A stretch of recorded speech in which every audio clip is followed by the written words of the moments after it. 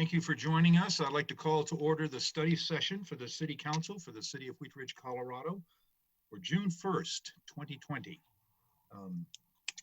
We will start our meeting as we do our normal meetings with citizen comment on any agenda items. So we have three items on our agenda. We get the reports and officials matters. Is there anyone from the public joining us tonight who would like to comment on any of the agenda items? You may do so now. If you would just speak up, I'd be happy to recognize you and then get your name and address and you'd be ready to speak. So is anyone joining us tonight who would like to speak on any agenda item?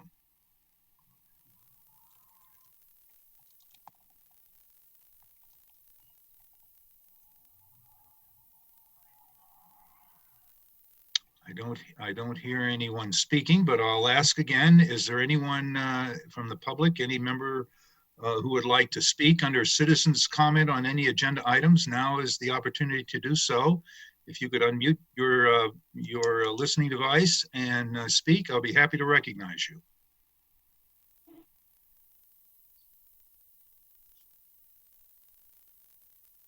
All right, it doesn't look like we have anyone wishing to speak under citizens comment on agenda items, and we will go to agenda item number 1. This is Art Space Feasibility Study Update. And Mr. Goff, you have a staff presentation on this? We do, and some guest, Marianne Schilling is the staff working on this, and I'll let her introduce us. Very good, Ms. Schilling, thank you for joining us. Hi, thank you. Good evening, Mayor and members of City Council. I am Marianne Schilling, Assistant to the City Manager. I'm here tonight with Terry Deaver, Vice President from ArtSpace Consulting. ArtSpace is a arts-focused nonprofit that helps to incorporate arts into the community through space-based projects. This may include developing art districts and creating and preserving affordable spaces for artists. ArtSpace was invited by Wheat Ridge to conduct a feasibility study to discover what the appetite for art may be in this community. So this past February, ArtSpace came to Wheat Ridge to host several focus groups, a site tour, and a community meeting in order to gather input, engage interest from Wheat Ridge artists and residents. The outcome of this visit is the preliminary feasibility report that was included in your packet. So Terry Deaver from ArtSpace will be presenting the findings of that report tonight. After the presentation, we'll both be available for questions. I'll now pass this over to Ms. Deaver. Welcome, Ms. Deaver. Thank you so much, and good evening, Mayor and council members. I recognize faces there. It's nice to see you all again, even from afar. So thank you for having us. We do have the presentation. I wasn't able to share my screen, so I think it's going to be run there locally. And I do want to thank you again as the city and also with Local Works as well that sponsored our visit. It's the kind of leadership that brings art space in and responds to the community need is just so essential. And so we really appreciate all of the effort you've put forth already on this and support. We can go to the next slide, please.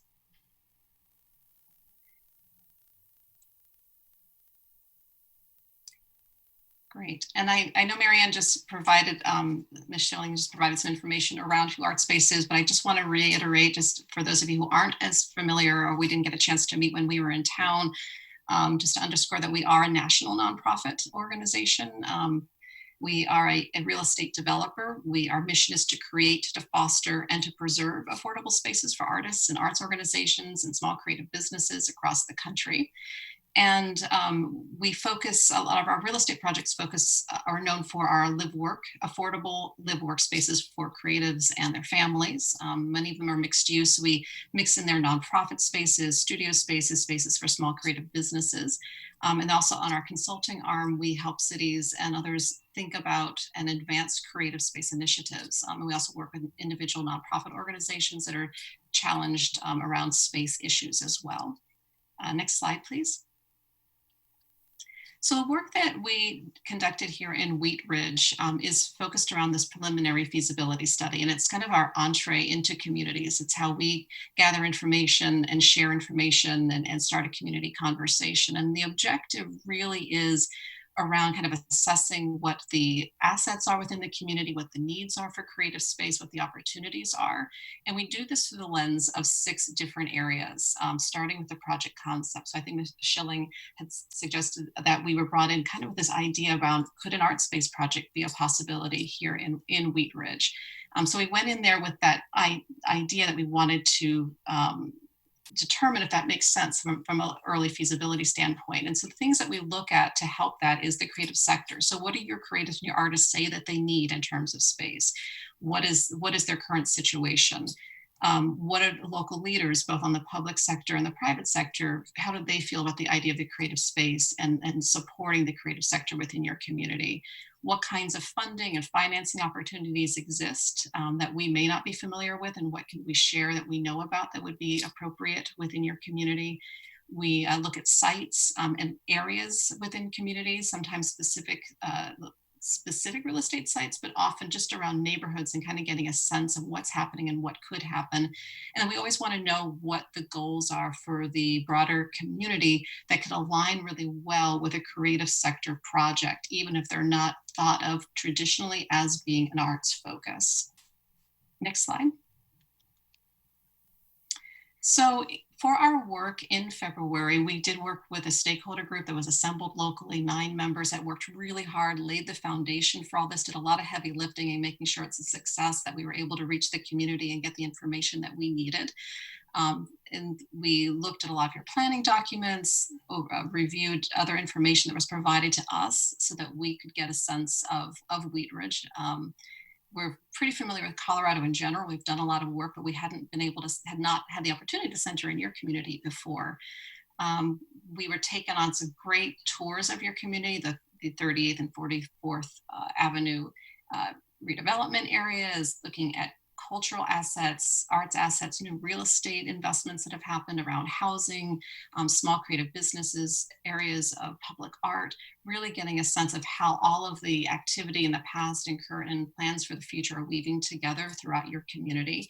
And then we held focus groups so we could get input from the specialists and the community members within your own community. So we met with the creatives and artists, we met with folks that we would consider civic leadership and with private leadership, and then those that are working in the funding and financing fields. Next slide, please.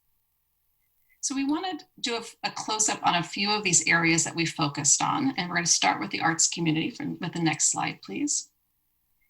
And it's important to understand and to recognize that the creative sector, when we talk about it, is a very broad base. We often think about kind of traditional arts, performing arts, visual arts, but you can see from the list on the left, these are the areas in which creatives in your community, small creative businesses and practicing artists and cultural workers, in which they are working now. So you can see this real diversity of activity that's happening within the community.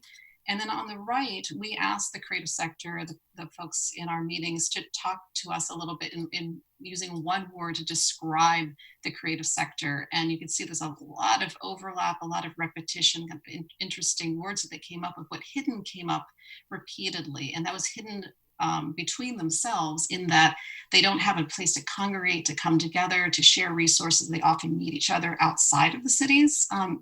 And also this idea that there's all this terrific creative activity happening in Wheat Ridge, but that the community regionally may not be aware of that because it hasn't risen to that level of visibility. Next slide, please. So we wanted to find out from this group what their priority space needs would be in Wheat Ridge. And performing and event space rose to the top. We understand that there's maybe not actually any existing space that works for that need in the city of Wheat Ridge right now. The idea of this affordable live workspace for the creative sector that is affordable in perpetuity workforce housing is something that's particularly important to the creative sector.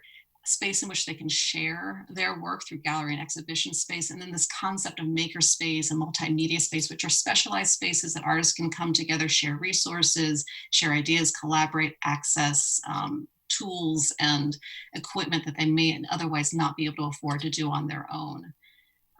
There are some other particular themes that also came out of so I'm just realizing this is actually an older presentation, so you're gonna have a little bit more detail in here. We kind of we had one that was a little bit more cleaned up, but I will say that there were these themes that came up around what other kinds of opportunities can come out of space. So this idea of preserving affordability in a otherwise rising real estate market. So people were concerned about affordability over the long term, and that this is an opportunity to lock in affordable spaces now, wanting to be able to attract creatives from other areas within the broader metro region that are leaving really expensive areas, and that there's an opportunity for Wheat Ridge to be able to capitalize on that and attract them into your community.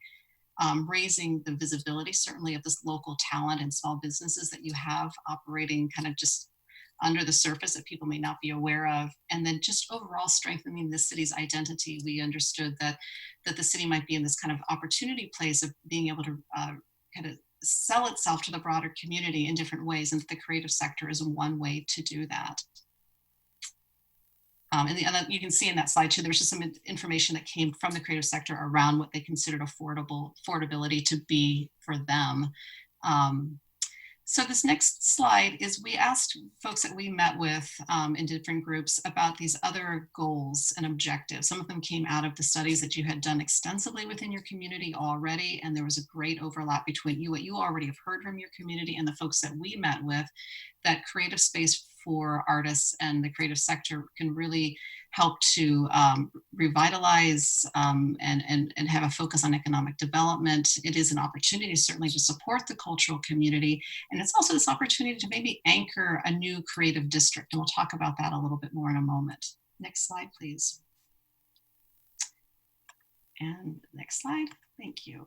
So we wanted to talk to you a little bit about sites. Again, we looked at some specific sites, but that wasn't really our priority. We really wanted to get a better understanding of the kind of layout of Wheat Ridge and where new space might be prioritized. And certainly we would agree with what was coming out of the core group, is that the 44th Avenue and the 38th Avenue are great opportunity locations for live workspaces, creative workspaces, and the like. That the idea of focusing new space on 44th Avenue is an opportunity to really jumpstart revitalization, maybe anchor that area to be known through kind of emerging arts uses, whereas focusing new spaces on 38th Avenue will have an opportunity to help raise the visibility of the arts sector in general. But the cost of real estate is actually a little bit higher there. So you've got that trade-off of, can you get affordable spaces to be able to do that as much on the 38th Avenue, but they're both opportunity areas to be explored by the local community. We really do think that right now there's a lot of, it's really timely to be talking about this, because you've got a lot of development work in play locally, in terms of a lot of real estate kind of changing hands. You've got developers who are thinking about creative space already as part of their development projects. And so this is just a really great time to be talking with the community about this need for space. And then this concept of the creative district overlay in one of your revitalization areas to begin with. You are likely aware that the state has a certified creative district program that communities in and around in your area and around the state have followed a certain process to be able to get to a point of being certified as a creative district. So we see this as a future opportunity for Wheat Ridge. And then on the funding and financing tools, just want to mention that in the report that you have, we do have a listing of a lot of different types of funding tools that ArtSpace has used in our projects, and that we've seen used in others that we know are available, that people talk to us about. But to really focus on the idea, these are typically public-private partnerships. It really takes folks on both sides to make these happen. We as a developer tend to use incentive tools like the low-income housing tax credit that helps to drive private investment from the outside into the local projects.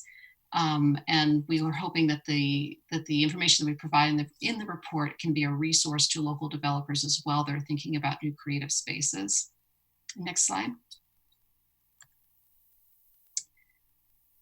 And I'm going to kind of, I hate to do this, I'm going to kind of go off of the presentation that I can see. So if it doesn't make sense, you'll have to ask me the questions afterward, just because I think we've framed it in a way that is clearer than this older presentation that's coming up right now. But in general, I want to say that we while we were brought in to look at one project concept, like how would an art space project work in Wheat Ridge, and does it make sense? We came away thinking that there's really kind of 3 project concepts that we want to recommend.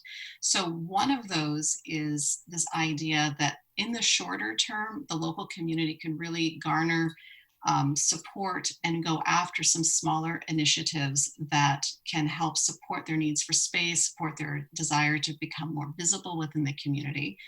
As a second project concept is this idea of an art space project, which we do believe is valid, and would love to continue a conversation around that. It's a little bit of a longer term goal.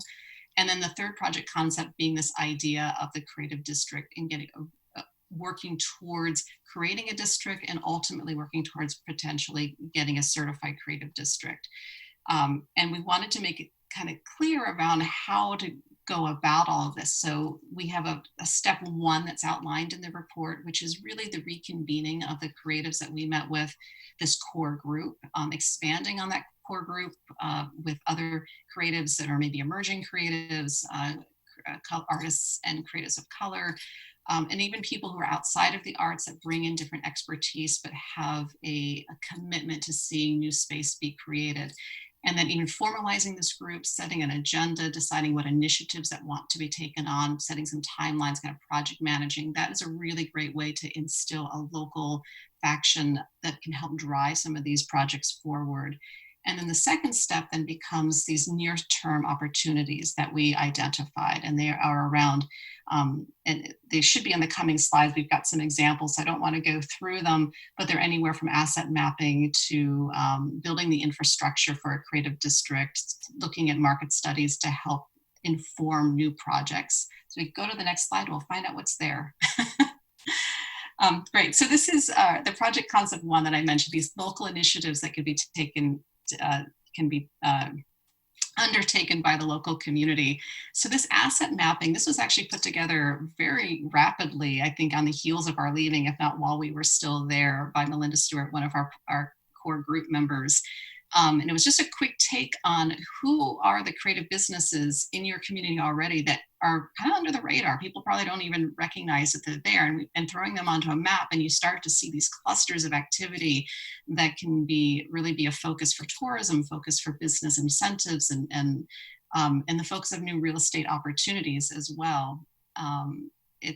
What we're recommending is that this type of project continue to be updated over time, and maybe even starting to look at opportunity locations, vacant storefronts, or vacant spaces that are being redeveloped, and talking to developers about putting in creative uses in those projects as they align with where other clusters of creative activity are happening. And you can also start to think about the geographic boundaries around a potential cultural district when you start to see where cultural activity is happening.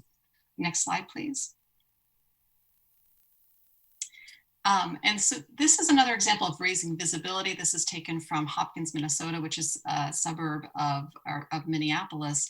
And what they took on was finding through a competitive process, artists within their community doing a competitive process of having a design of banners, and they have placed these on their main street to let people know that they value the arts, that they have an active creative population within the city. And it's just like a quick kind of programmatic way, almost as an initiative that could be undertaken locally to help raise visibility, which is so important to your creative sector. Next slide.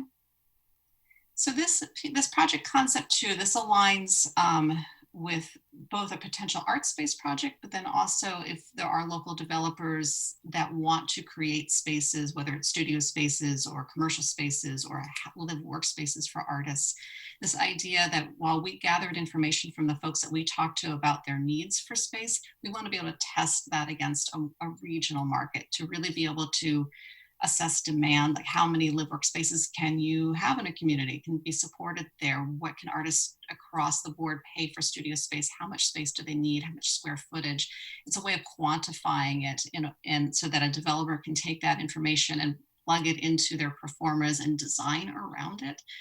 So that's sort of a next phase recommendation if you wanted to move in that direction.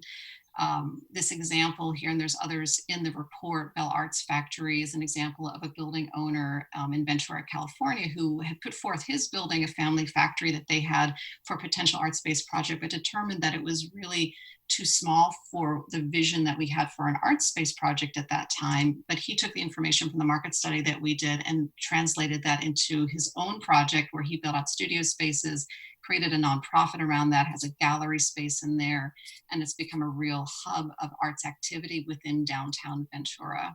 Next slide, please. And we wanted to just give you an example of an art space project. If you haven't been to Loveland and visited this project, it's been in operations for a while now. It's 30 live work units for artists and their families. It's all 60% or below area median income. It was a public-private partnership that included the housing authority there in Loveland, and then adjacent, we're building out incubator spaces in the old feed and grain spaces for arts organizations, creative businesses in there. It's one of a number of development projects that we have in and around the state of Colorado, but wanted to put that up there if anybody had questions, just so you could see an example of what an art space project might be. Next slide, please. And here are some of the funding sources, again, giving you a sense of that public-private partnership in the funding model of our projects, driving private investment, often conventional first mortgages and the like. Next slide, please. And then finally is this idea of this creative district designation. And we think that a reconvened group from the core group could set in motion by starting a conversation with the state and visiting the website and the DIY process that they have to start thinking about how do you develop a creative district, how do you put in the foundation that whether you ultimately go after a designation from the state will help to reinforce the creative community within your city just by taking on the steps that are recommended by the state. And the next slide, please. So again, so just kind of where to start. We do think that this core group reconvening and starting to think about what they want to tackle of the recommendations that are laid forth in the report makes a lot of sense. We think that there's, expanding on that group would be great, and that in general it was just a really strong group of organizations and people at the table that were just really energized around this and had really great ideas. And we are hoping that they'll come back together and kind of run with some of the recommendations that are put in the report. And and this is an older, we have a different graphic that you'll find in the report itself. When you look through it, I think it's a little bit clearer than this, but this does provide you some timelines for those that are thinking about when can all of these things happen. We do think that some of this work could happen sooner than later. And then there's certainly longer term goals like an arts market study, an art space project that would be further down the road. Next slide, please. And yeah, and that is the end of that report. Well, thank you very much. That is a very interesting report. We appreciate you coming to Wheat Ridge and providing your report for us. And now let's open it up to some questions. Council. Ms. Hoppy.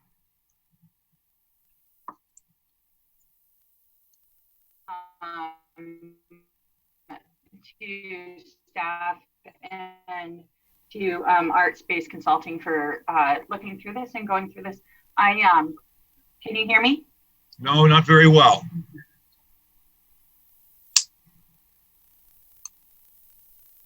Okay, better? Better. Great. I just want to say thank you for all your work on this. I had looked at the grant application to become a designated creative district in Wheat Ridge. And I felt like there were some things that we already have in place, which was really great. And while it may have been a little bit of a tougher pull, 2 years ago when I looked through the whole application, I think that we have some even more stuff in place. And so I'm excited to hear that that's something that the core group may want to look at continuing in the future. So I appreciate your recommendations. Thank you. Additional discussion. Ms. Hulteen. Thank you. This is really just a question, and I have a dog that's like right here, so if he jumps in the call, my apologies. So is this just an update, or are you actually seeking guidance from council on or consensus on any next steps? At this time, we're asking for feedback, and then we'll base that feedback on any next step that we'll take to council in the future. Okay, great. Thank you. I think I probably have a couple comments, but I'm going to think about them for a second. Thank Okay. Additional questions, Ms. Dozeman? Thank you, Mr. Mayor. I guess my first question is if you had the opportunity to really identify not just corridors, but actual sites, because I think that that might be an issue, especially now in these times of uncertainty, as far as monies that we can allocate towards this. So I was just wondering if before we move forward any further, there were actually any areas that you had kind of identified that this might be feasible. I'll pass this over to Ms. Deaver, but I would say that from what they've shared historically, doing the initial site tour isn't necessarily indicative of where any future location may be. It's really for the group to get a sense of where it could be and to get an idea of the personality of each corridor. And you may be able to speak to this, Terry, about what the likelihood is of the sites that we saw actually becoming the spots that are invested in the future. Yeah, it's very true. We always recommend not getting too caught up at this early stage on a particular site. I would say that there were a lot of opportunities. That's really what we're looking for. Just in terms of we weren't looking at it specifically to say this is the site or that's the site at this time, just because some of the things that we looked at were not necessarily even on the market. Others that will have moved already before anything would get advanced. I think what we were encouraged by, though, was the fact that there appeared to be owners of property and that are already actively interested in this type of concept and might be thinking about this. And we're hoping that this information will give them the impetus that they need to continue down that path.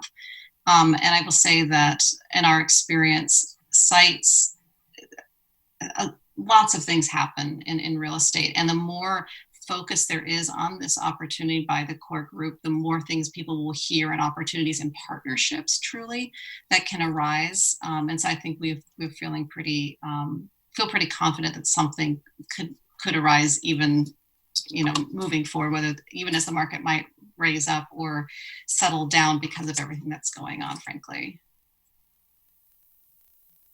Ms. Dozeman? Thank you. So I just had a follow-up question as far as staff goes. I think if we were to continue to move forward, what other funding would we be allocating at this moment, or have we already paid for the next phase? We haven't paid for anything beyond the preliminary feasibility report, which is what was presented tonight. If council wanted us to come back with a proposal, that's when we would talk about what that could look like. Ms. Hoppy and then Ms. Holteen. If I remember correctly, the creative district designation from the state has funding, has a grant funding to help you get to that creative designation. Is that true? That is true. Ms. Holteen? Thank you. Would somebody mind just kind of speaking to the role of the Cultural Commission in this? I'd like to better understand sort of the relationship between our representative cultural district that we give Cultural Commission that we give funding to, and a little bit more clarification on their role and what their role would look like moving forward. I'll give you my idea of how it was started, because I was brought in after this project was initiated. But my understanding is that there were some members of the Cultural Commission that saw a presentation from ArtSpace. They were interested in the project. They presented it to the Cultural Commission, and then they went to City Council to discuss the opportunity for the ArtSpace project. So this really is a project that was initiated through the Cultural Commission after they found Local Works as a partner and funding for the preliminary feasibility study. that's what actually got this off the ground. Moving forward, I would anticipate that we do have members of the Cultural Commission who are part of the core group. I would anticipate that to continue. Beyond that, moving forward, it could really depend on what the angle would look like. I think that they would be very deeply involved. I don't know exactly what their role could look like other than being a partner. They were vital in us determining who should be invited to the focus groups and determining the artists that we should connect with. And so I think they'll continue in that role and to make sure that everybody who we know of in the Wheat Ridge community is able to be accessed through this project. Thank you. Thank you. Mr. Urban? Thank you, Mr. Mayor. One thing in the report that I read that struck me is that it says creatives seek out galleries and support spaces in Denver and the surrounding communities, limiting Wheat Ridge's ability to build its own reputation for coolness, resistance to growing density, and fears over changing the laid back and quiet feel. Wheat Ridge can also work against efforts to support the creative activity. And so when I read that, I feel like Wheat Ridge has sort of an unspoken creativity to it in our landscapes and in our gardens. And if we can capitalize on the lack of density in Wheat Ridge and the canvases that we have in our gardens and our landscapes,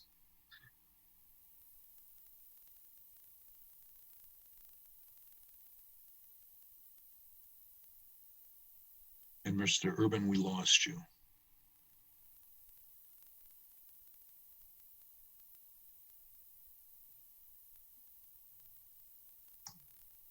Stand by while we see about our technical difficulties. Well, to kind of half answer what his question may have been, that's definitely something that we could pursue is connecting more strongly, more deeply into the landscaping and doing the banners, similar to what Ms. Deaver showed. If we want to do any sort of accessory art demonstration throughout the community, that's definitely something that the city can look into. I wanted to sort of follow up on that, on maybe the project concept one. What sort of low cost or maybe pop-up events or things that we might be able to promote, on the way to develop a real estate deal? There's a lot of sort of development in the art, in our art community, and how could we support that development? Are there festivals? We're renting tents now for restaurants. Could we have artists, putting up tent shows and that sort of thing? And how might we approach that? hello, I'm back. We got a question on the floor, so if you'll just hang on for a minute, we'll be back with you, Thank you. Mr. Urban. I'll first turn it over to Terry to talk about what some quick wins that she's seen through other communities, and then we can talk about what we could do regarding the businesses. Thank you. Yeah, I mean, there are pop-up events I've seen when downtown districts have events that are driving people to their own businesses. They've hosted artists even in their storefronts that are maybe unrelated to the arts normally, but it helps to drive business for both the creative and for the traditional business there. There is an example of a great organization that's in the report. Comes from Tacoma. It's Spaceworks, and they are a nonprofit that kind of came out of the city, in combination with their cultural affairs office at the time, and it was around finding vacant storefronts. That was an issue for them, but it can also be open spaces. We've seen things happen in spaces between buildings and in parks and otherwise. Kind of depends, how you want to activate your areas that feel less activated, but having programs around that certainly makes sense. Any kinds of dovetailed programs are perfect, and I suspect that Local Works would have a lot of great ideas because they're so immersed in that type of work, along with your cultural commission. And then for the second question related to what we're doing for businesses right now, we did look into some sort of entertainment or a little bit of art type art adjacent. projects for this, and as it relates to CARES funding and how that's being funded, we didn't think that that would necessarily make sense, so we didn't want to put any city funds toward that at this time. However, I do think that if we connected with Local Works, as they were part of the core group, we could come back with a potential proposal for getting some arts involvement in what we're doing for outside businesses. Okay. Thank you. Ms. Hoppy. I'll defer if Zach comes back on, but I just wanted to ask with the, I know like with the creative district designation, and they have, like they give you, if you apply and they approve you, then they give you funding and then help you for the next couple of years get to that place where you then are able to receive your designation.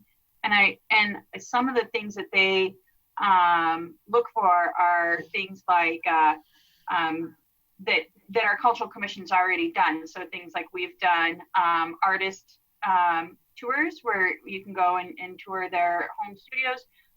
Then they did like a performance artist tour where they had different, performance artists. It was like once a month, and they had, talk with the artists and stuff like that. And so with that in mind, and knowing where the core group was at the end of this, is it something that you think that the core group of volunteers would be able to start working down the road towards, where it wouldn't necessarily cost us any money, but we could get further to the place where we could potentially get grant funding to continue the project forward? Yes, definitely. Thank you. Mr. Urban, you're back with us, so I'll yield the floor. Thank you very much. I apologize for those technical difficulties.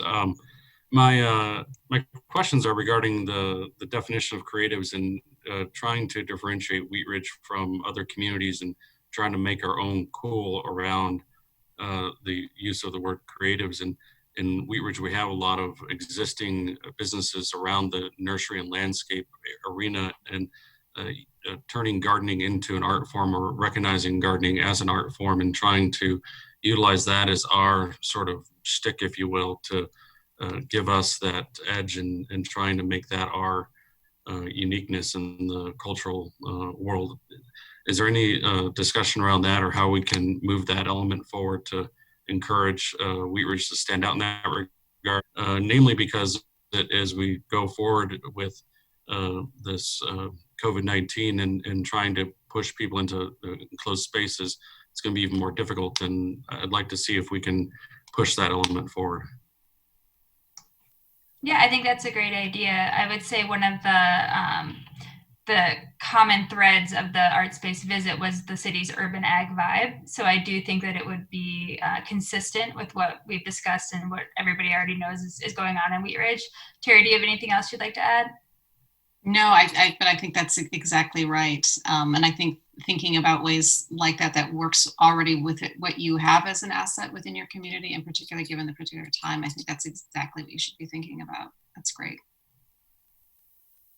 Ms. Dozeman. Thank you, Mr. Mayor. So I'm a little concerned just with everything that's been going on about moving forward and allocating any funds towards this at this moment. And so until we have a better idea of where we're at on the other side of COVID, I'm not sure that I would necessarily want to just forge ahead at this moment. But if we were to go ahead and move forward, I think that I would want the housing authority to be a part of that core group. So Rachel and I had discussed about that originally being their purpose is for affordable housing in our community, and whether we could reactivate them and allow for them to be a part of this conversation and have more of a purpose and more of a voice. And so if we were to move forward, I would really encourage staff to bring them into this conversation and have them be a little bit more of that core group, and seeing how maybe we could benefit from this in our own community as far as the housing authority goes. Thank you. Ms. Weaver. Thank you.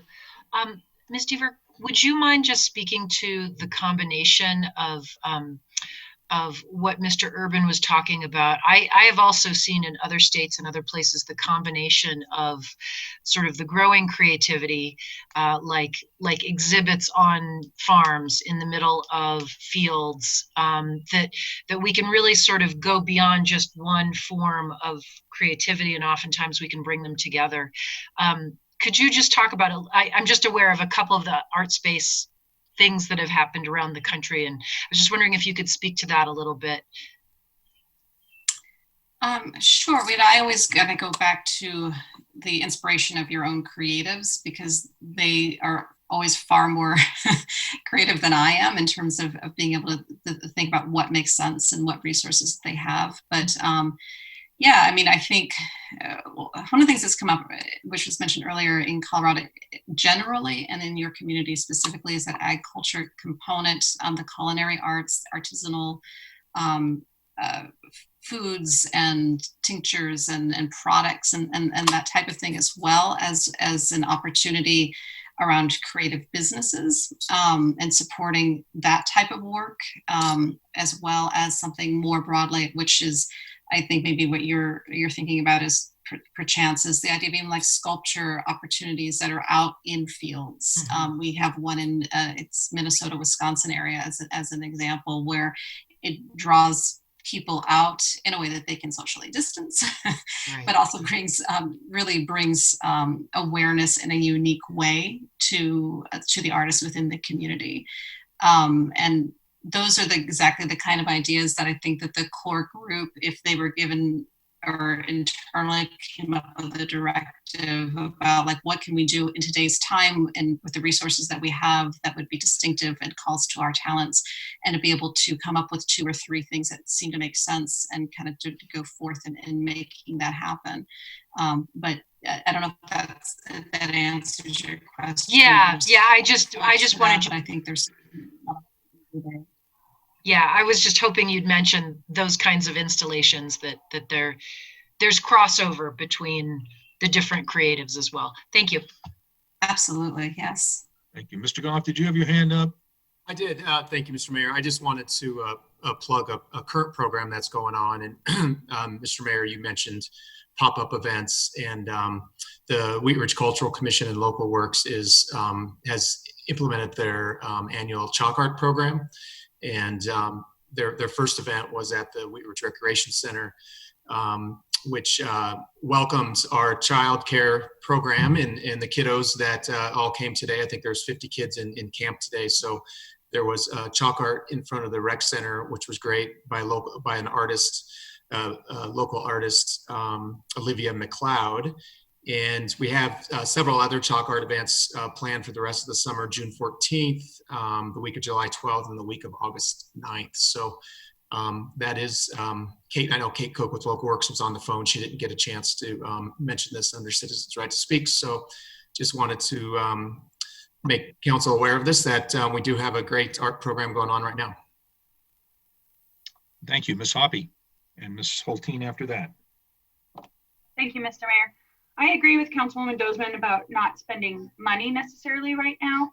I would, though, I don't necessarily want to stop the group in their tracks. And so if there were some activities that are, that have relatively not any expense to it, or again, looking towards something where we can get grants to pay for some of our activities, then I would really like to see if council would like to kind of give them that charge to kind of move forward to bring these into our community, and to maybe kind of organize the heavy art community that we already have a little bit, make it a little bit more organized.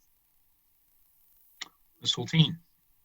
Thank you, Mr. Mayor. I think I'm going to echo what we've just heard from Councilmember Dozeman and Hoppy.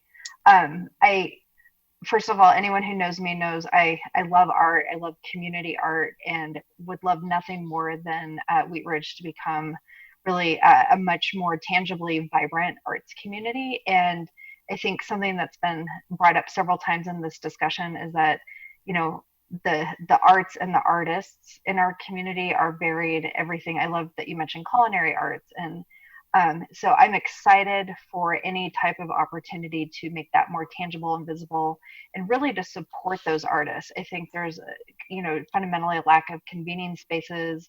I think, when we're looking at supporting them as, successful artists, professional artists, I think, Wheat Ridge really, I think, could use a little bit more support and focus on ways to do that. So I'm really enthusiastic if we can look at, programming aspects or access to, capital, whether it's, supporting grants or even providing micro grants. I'd really like for us to take the energy that's come out of the working group. And, I think what we've learned is our community loves our artists and would like to see more of it. I'm just super, super cautious and hesitant around any type of capital investment. I understand that, when we're looking at brick and mortar type work, that takes time and it takes leadership and commitment. And I understand that there's some momentum around that, but I just feel like we have rapidly changing market environments. We have a lot of uncertainty that we're operating with in our community right now. And maybe the best thing we can be doing for our artists is to, help make them more visible. I would strongly support looking into a creative district. So I guess my preference would be to, pivot and look more at the programmatic aspects, which I think have more visible and immediate impacts on our cultural commission or cultural community right now, and maybe step back on anything that's looking at a significant capital investment until we have a better sense of a lot of those funding mechanisms. I'm not sure what those are going to look like in a couple of years, given sort of the national and local financial situation. So that said, yay arts, more of it. I wish we were talking about arts at every city council meeting. So that's my dream. Thank you so much for all your work, everyone. Thank you. Any further discussion? Ms. Nosler-Beck. Thanks, Mayor. I just wanted to also say that I appreciated Councilwoman Dozman's comments about the affordable housing component and attainable housing component of this plan. I was on the Cultural Commission when Art Space first was presented, and at least from the Commission's standpoint at that juncture, which was a couple of years ago now, it was an awesome opportunity because it incorporated so many different aspects, kind of two birds, one stone, with incorporating the arts and affordable housing. I think this is a great opportunity because of what we're in the midst of with the COVID epidemic and crisis happening, to take a step back and figure out a way to address the inclusionary housing and the affordable housing components of this, and how we as a city want to address this issue, so that when we are in a place where we can make capital investments, we have these components in place. And so I just wanted to second what Councilwoman Dozman said, that I'd like to look into reactivating the affordable housing component within the city. Thank you. Thank you. I don't see any more hands. Why don't we sort of wrap up our discussion on this one? I'd like to really thank Ms. Deaver for bringing us today with Ms. Schilling. We have a really vital core group and a number of citizens that have participated in this. As I think about it, we're going to be coming out of this COVID emergency with a different world view, in a sense, and a different way that we organize our communities. We're also in the midst of a neighborhood engagement process that, and we're looking at ways to help our businesses and our communities heal out of this pandemic. And maybe if we were to sort of be able to put an art not an art necessarily a focus, but an art lens on our vision that we may, when we talk about communities and talk about neighborhoods, how do we integrate arts into our neighborhood? How do we reach out to artists in the neighborhood and understand what the city or a group may be able to help them with, and also how they might be able to bring bring their assets and their creativity to other parts of the city. And, you know, just thinking as a local businessman, how could I integrate art? You know, we've got, as Mr. Goff mentioned, chalk art out, you know, at the rec center now. Does chalk art work on our corridors, or how might we, you know, get local art things going that are, as most of you said, not an expensive proposition, because I don't think we're into, you know, a place where we can really expend a lot of finances. But there's a lot of opportunity there, I think, and I want to thank you for bringing this to us. So, and thanks to the group that put it all together. So, thank you very much. Thank you, Mr. Mayor. I think we've received a lot of good direction. We'll reconvene the committee and look at adding maybe some housing authority members, and based on what we heard tonight, we'll bring back some recommendations on how we can maybe move forward. Thank you very much. Thanks so much for joining us. Thank you very much. All right, we will go on to agenda item number 2. This is a discussion on parkland fees, and we've got Mr. Johnstone with us. Mr. Goff, do you want to kick us off on this one? Yeah, well, I'll just turn it over to Mr. Johnstone to keep it quick. Well, that was pretty direct. Yeah. But very effective. Well, good evening, Mayor and Council. Somewhat random topics for this evening, but we're here tonight to talk to you about our kind of framework for the city's residential parkland fee structure. Wheat Ridge, so maybe start off with just a little background and context before we get to what we're asking for your direction on this evening. Wheat Ridge, like almost all cities in urban areas, has a requirement in our subdivision regulations that new residential development either contribute a dedication of parkland or pay a fee in lieu of such dedication. Because most developments in Wheat Ridge of late, in the recent past and moving forward, are small, what we call infill projects, the required land dedication would typically be very small, creating spaces that would not be terribly useful, and also, you know, very expensive to maintain, just, you know, potentially lots of little really micro pocket parks. Because of that, in the recent past and moving forward, our Parks Department has typically requested the city utilize the fee in lieu of land dedication option versus actually getting dedicated parkland as part of residential subdivision approvals.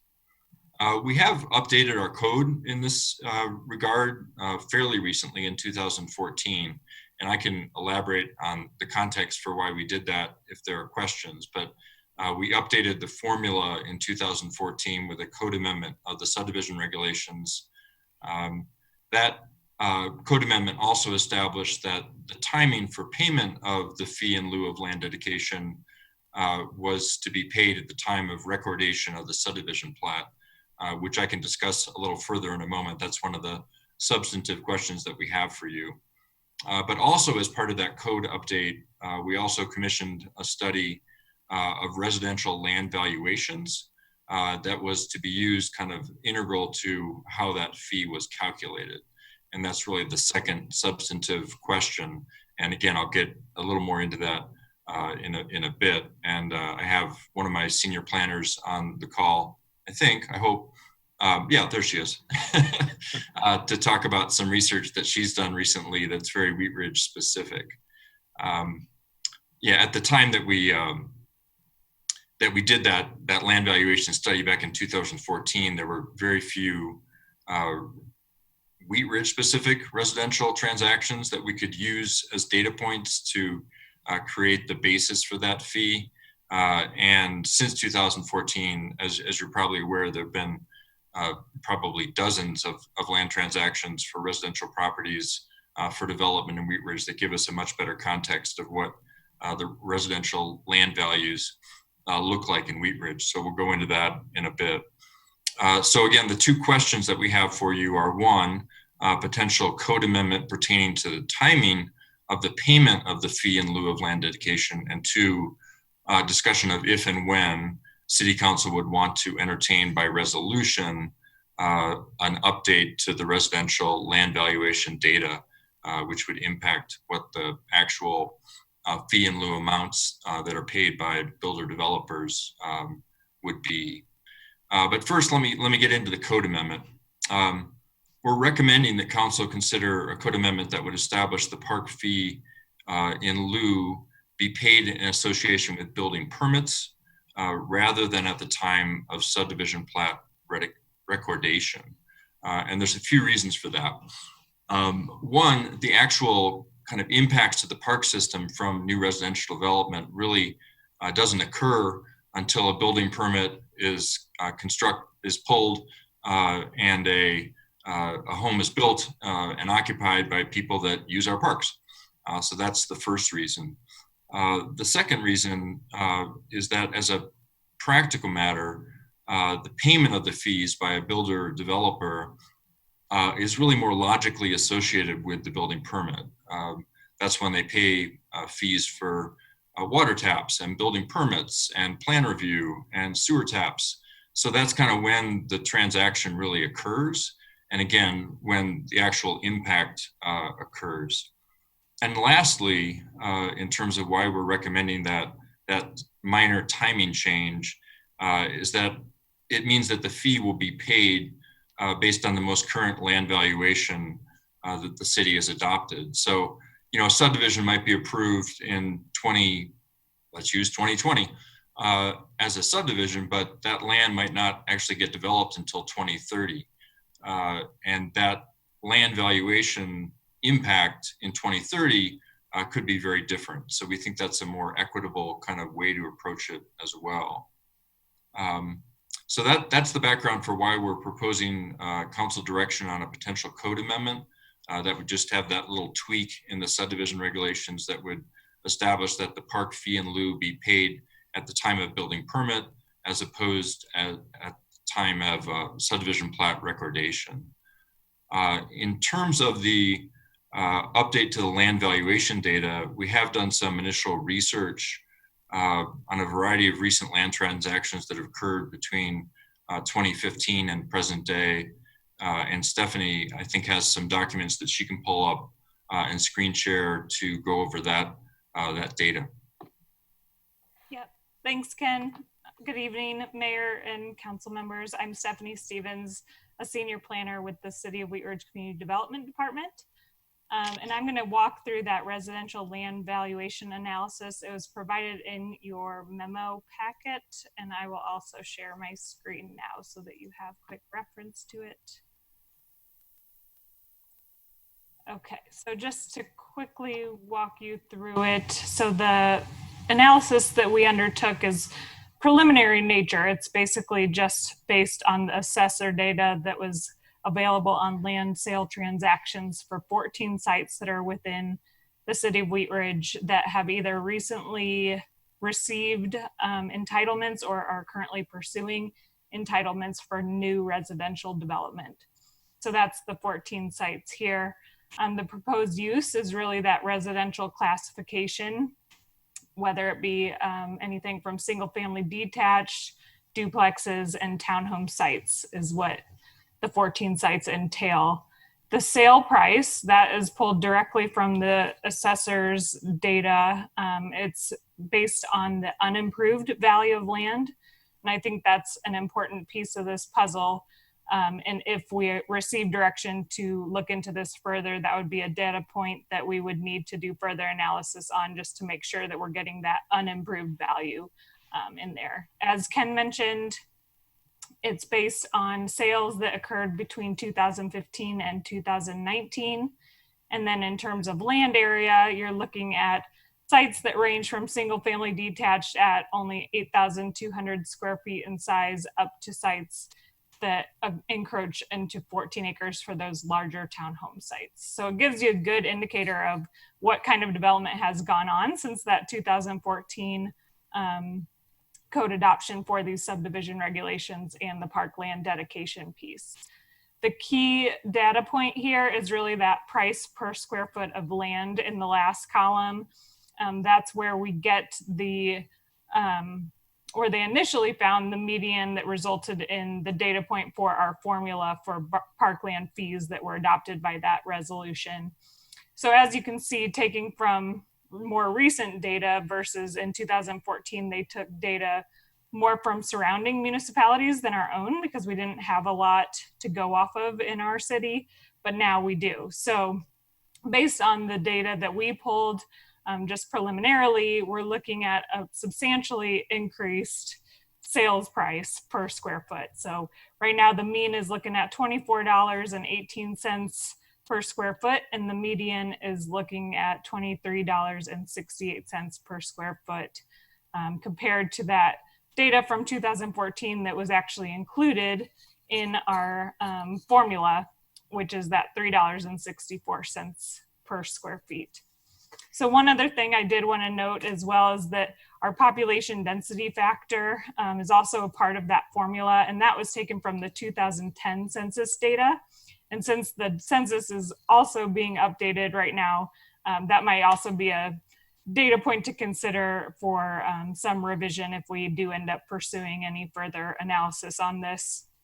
And while we understand that this might not be the best time to explore increasing fees, it is something that jumped at us as a big change since 2014. So we're just bringing it up as a topic of consideration. So with that, that concludes my summary. I'm here for questions, and I'll turn it back over to Ken.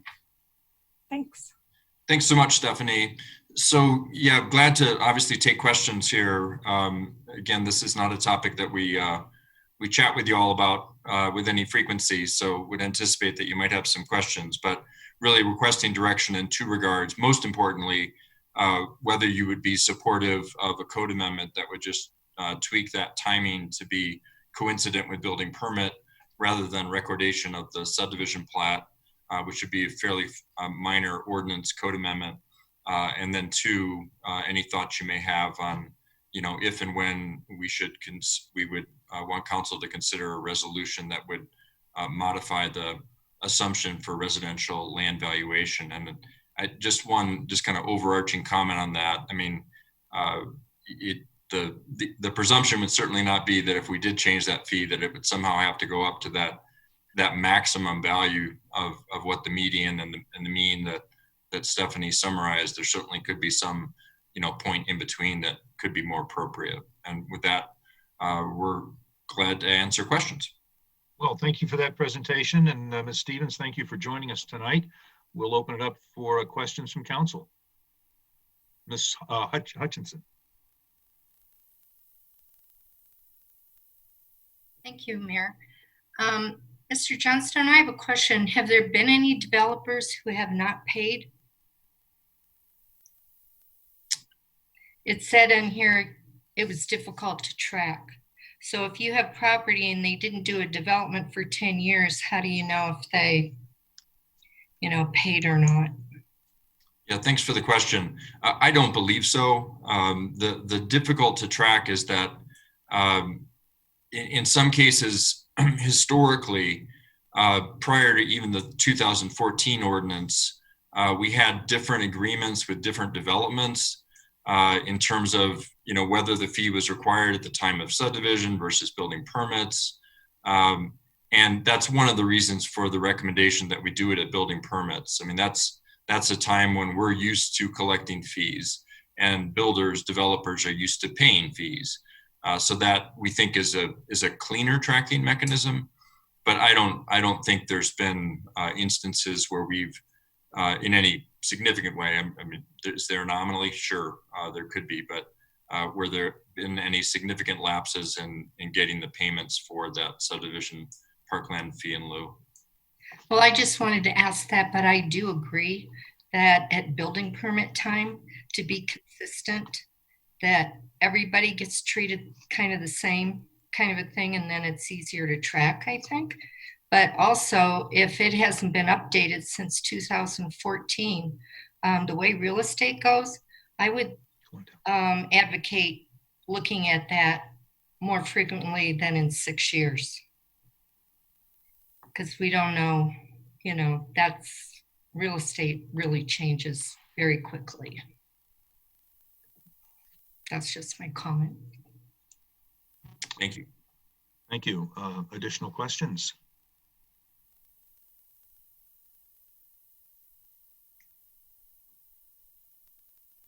Ms. Hoppy. Thank you, Mr. Mayor.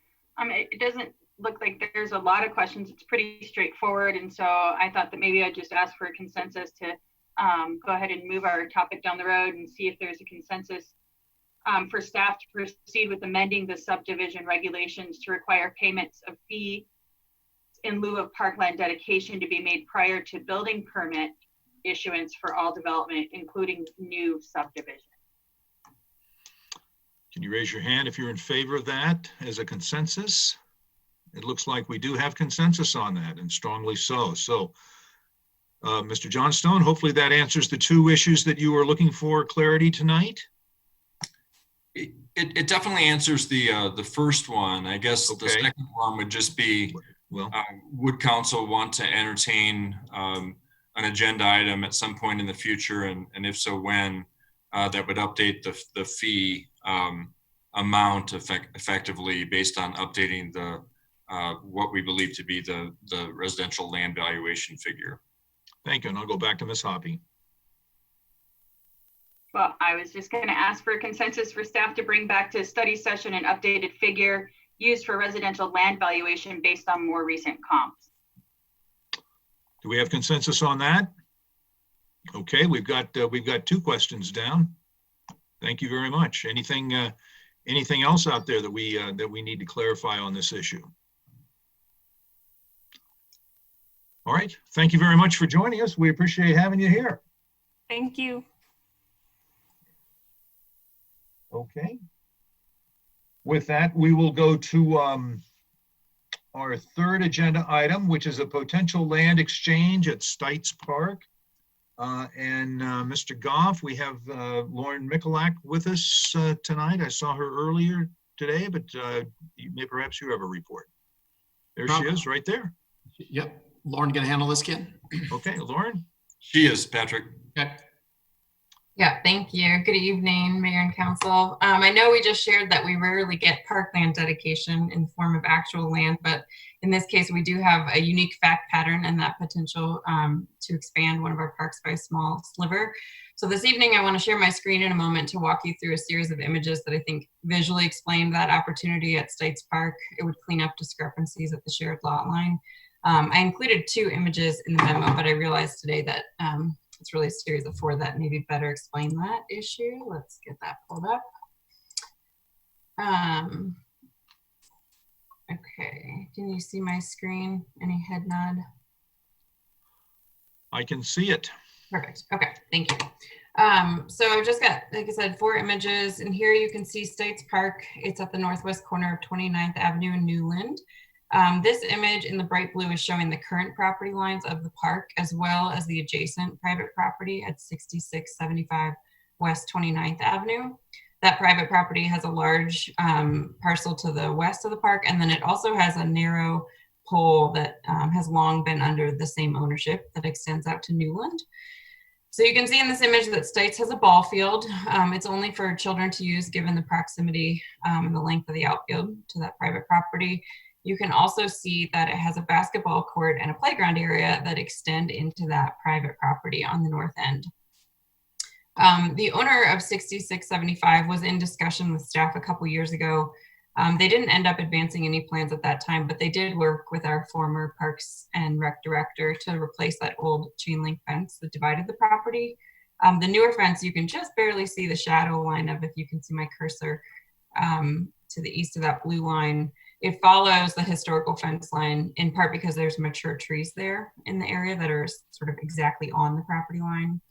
And what you can see in this image is that that fence and the property line are not aligned. The fence is within the park.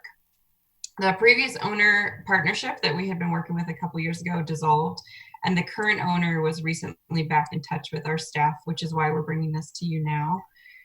The possibility essentially of correcting these discrepancies through a land exchange.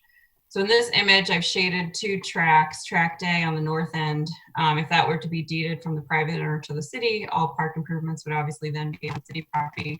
On the west end, it's this very skinny orange sliver. If that was to be deeded, the fence line would then match the property line. This third image is showing those same tracks, but with what could be the future property lines, where the fence and the property line are one and the same, and Stites Park then includes all of its improvements. And then lastly, what those property lines would look like without that shading. So again, we're bringing this to you tonight to seek consensus on whether or not to move forward. In this case, the net gain for the park would be about 2,000 square feet. That was clear that the green was larger than the orange. Despite it being a net gain, that small sliver here on the west side of the park would need to follow the process in the city charter regarding the disposition of parkland. So that's approval by ordinance with a unanimous vote of the full council, which is why we wanted to preview that and make sure that was something you wanted to proceed with. That's all I have for tonight, and I'm happy to take any questions. Okay, thank you, Ms. Mikulak. Good, concise presentation. We'll open it up for questions from council. Ms. Dosman. Thank you, Mr. Mayor. So it looks like we are attempting to gain ownership of Tract A, but currently the park already uses some of that property. That's correct. How does that work? You know, I haven't dug into those files. I think that's not, it's not rare in Wheat Ridge that we have sort of old lot lines that through some sort of a survey bust were incorrectly assumed to be, you know, another person's property. So I think Joyce had done, Joyce Manwaring, our former Parks and Rec director, had done quite a bit of research to try to figure that out and had determined that there wasn't really an answer at the end of it. And this is probably the easiest way to clean that up. Okay. And we had seen a comment by a resident as far as moving the fence line in Tract B and whether that would affect those trees in the area. Could you maybe speak to that? Sure. Yeah. You can see in the aerial imagery that I was showing that they see the sort of shadow of some trees. I don't know the species or health of those trees. They are right on the property line. We don't have a tree protection ordinance, and it's not something we've talked about with the current owner of sort of what any site development plan would look like relative to those specific trees. So it's certainly something we could discuss with them. Currently, there are trees that are in either on the park property or right on the property line. So I don't know that anyone's done an assessment of what the health is, but we could request that. But after the lands, the fence doesn't move any. The fence becomes the new property line. Right. The fence is in its current location because it was trying to have the least impact on the trees. So the fence would become the new property line. Does the fence itself become the new property line, or a line very close to the fence become the new property line? Or is the fence is it straight enough to where it, you know, it would fall all on a property line? It's fairly straight. I think there's one imperceptible tangent. I haven't seen the survey since the new fence was built a couple years ago, but we would make sure that if we were to proceed, we'd sort of correct all those issues so it wasn't an issue in the future. Okay, thank you. Mm-hmm. All right, additional discussion. Ms. Hulteen. Thank you, Mr. Mayor. I don't know how pertinent this is, but how does the land exchange impact the possibilities for developing the vacant lot? Does it, I mean, it seems like it would, you know, not, well, yeah, anyway, I'm just sort of curious if that land calculation or any of the lot dimensions actually ultimately impact the developability of the lot. I don't think that they do. I mean, the lot is oversized residential 2 property right now. They wouldn't have been able to develop anything on that pole portion because of its substandard width. And this is frankly at the request of the private property owner to clean up these discrepancies. So I don't think they have a concern about that either. Great, thank you. Mm-hmm. Additional discussion, Mr. Urban, and then Ms. Hutchinson. Thank you, Mr. Mayor. As it relates to parkland dedication, there's nothing in relationship to any development that they're looking at needing to dedicate parkland in this regard. There's no connection there, correct? They're exploring some development opportunities under the current R2 zoning. So if that were to result in the addition of new units, then the net parkland could be fulfilling some of that requirement. We'd have to do the calculation to see if it fulfills all of the parkland dedication requirement or if some fee would also be owed. Okay, that was my next question as to how, we don't need that tonight, but understanding how does that get calculated? Can they pay a portion of the fee and dedicate parkland as well, or Yeah. does it have to be one or the other? Nope, it can be partial. We've done that fairly recently, actually, in a couple projects. Like Toll Brothers had a small publicly accessible park that counted toward a portion, and then they paid a fee for the balance. And then would the tract, I think that's tract A, the one on the north side, would that then be platted or otherwise connected to the park, or would that continue to be a separate tract, or how does that get sort of melded into the park itself? Sure. We wouldn't need to consolidate what would then be the two parcels that make up States Park. So there'd be no need for that expense. It would essentially be comprised of the larger park property and then that single tract A, which would be fine. Okay, and any reason why that, so in that tract A, as it extends westward onto the property owner's property, it looks like that's also segregated off? Right, so that would be, because it's already separated from the main parcel, that's how it would remain, sort of unless and until they decide to subdivide that property further, then they would presumably clean that up on their own property if they needed to, based on whatever future development pattern might be. So is that originally supposed to be an alleyway for those houses to the north, or do you have any indication as to why that? You know, we have aerials that date back to the 80s, and it's not clear. It must be in an earlier aerial. Okay, thank you. Additional discussion? Mr. Mayor, we are asking Jefferson County Open Space if there's any issues, since this is a Jefferson County purchased by Jefferson County Open Space. So we haven't heard back from them yet, but we'll follow up on that and make sure there's no issues with them. Okay. Mr. Stites. Thank you, Mr. Mayor. Is there, and I think we should, but if we don't do the land exchange, is there, because we already have half of a basketball court and a playground on that property, is there a potential that we might be charged rent for using that, or some sort of penalty or anything like that? You know, that has not come up. I don't know the answer to that. If we didn't proceed, the conversation that we have had is whether the owner would want to move the fence so that they didn't have to park on their property. But we hadn't discussed the alternative scenario of the park encroachment. Okay, very cool. Thank you.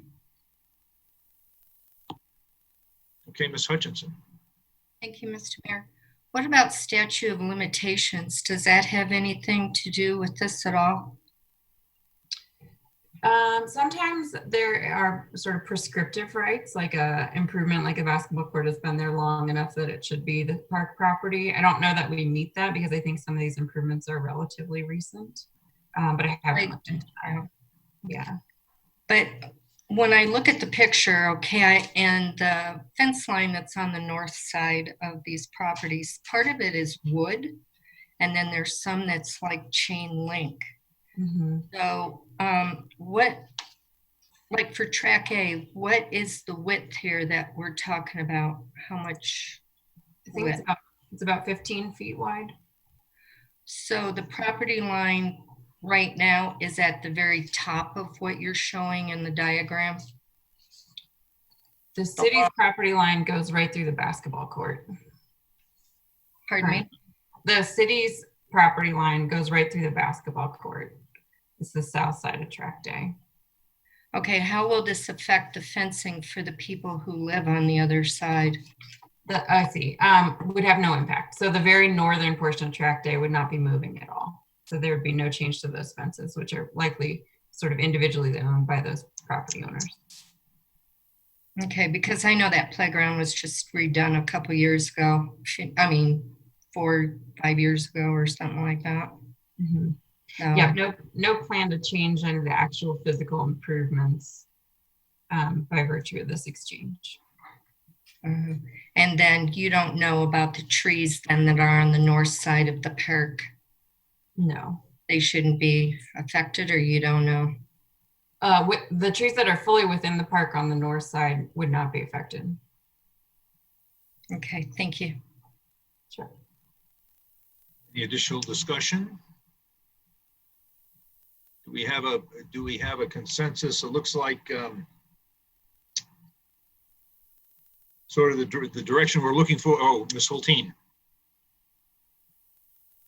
Sorry, I thought you were asking for consensus. Oh, well, do we have consensus to have to move forward with this land swap? We have consensus to move forward with the land swap the way you've described it. Thank you so much for a good presentation. Thank you. Okay. I think that's it on our study session. Let's see. For staff reports, going to Mr. Goff. Thank you, Mr. Mayor. Just a couple of quick items. Maybe Mr. Urban will give an update on the business grant program, but we've also just implemented a new business assistance program to help businesses with the reopening plan. And Local Works is helping us with that, and it's essentially helping businesses. It'll provide reimbursements for a lot of different items that a business may need to reopen during this next phase of Safer at Home. So if you know a business that might need some help, a tent, chairs or tables or disinfectants, just a lot of different things are eligible that a business may use to get their business reopened. We will be using CARES Act funding to help businesses with those expenses. So a great program. It just came out at the end of last week. So we're getting the word out to all the businesses, but please share that. I think I sent you an email over the weekend too, so share that with anybody. The governor just released a new executive order today, and the CDPHE, Colorado Department of Public Health and Environment, is working on guidance for this new executive order. And the governor's going to have a press conference, I believe, tomorrow to discuss, but the guidance from the health department won't be out until I think Wednesday or maybe even later. They're asking, our staff has an opportunity to provide comment on that, because a lot of the changes the governor is proposing have to do with outdoor rec, swimming pools, playing fields and different things like that. So we should have a little bit more information in the next few days on how we can transition into that in Wheat Ridge with our recreation center and our pools and our outdoor fields. So we'll keep you in the loop on that.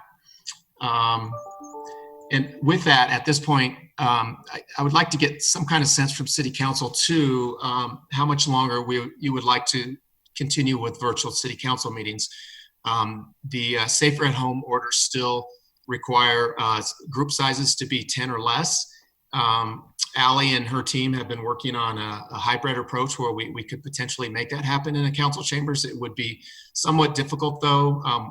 We probably can't have the full council in the council chambers, and staff and citizens and socially distance at the same time.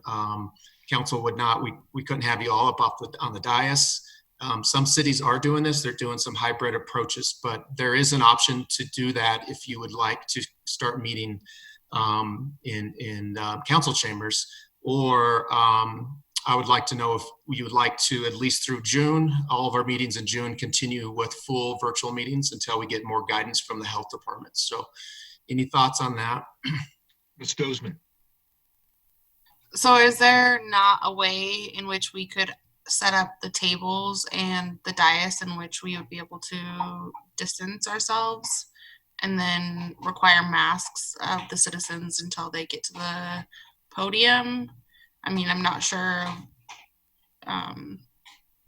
what sanitation and, disinfecting rules might apply as far as residents speaking. So I'm sure that is potentially an issue, but I feel like our council chambers, especially if we remove that wall in between the two chambers, I mean, is there any recording capabilities on that other side? Yeah, I think that's the biggest challenge. And if Ally's on here, she could speak to it too. But I think since we televise our meetings, we have to make sure that we're in the areas where the cameras can pick you all up. We could split you up so that you are 6 feet apart, but that would mean part of you would be on the dais and part of you could be at other tables, or you're all at tables, I guess, like a study session and split across, but then you don't have your voting machine. You don't have your monitors. So there's a lot of challenges, not that it can't happen. There's a lot of audiovisual stuff we would have to work through, but as I mentioned, Ally and her team have been working on it very hard. We tested it a little bit today, and I think they're having some issues with the sound, but it's something if council really wants to do it, we can make it work. Additional discussions, Mr. Stites and then Ms. Hoppy. Thank you, Mr. Mayor. Well, on that, what does that look like as far as public comment goes and things like that? Is that people sitting in an audience, or is that people coming in via Zoom, or like we're in a chamber and they're coming in via Zoom? How does that work? It could be a combination. Again, we'd have to limit the number of people in the chambers though to 10 or less. And so we could have a queuing system where maybe if there's a lot of speakers, they could be queued in so that we keep the limits at where they're at. And the governor may well change this in the next few days. We don't know yet exactly if he's going to address group size. I don't think he is. The Jefferson County Health Department is asking for some variances on group size, I believe. So that may take a while before we know, though, if those are approved.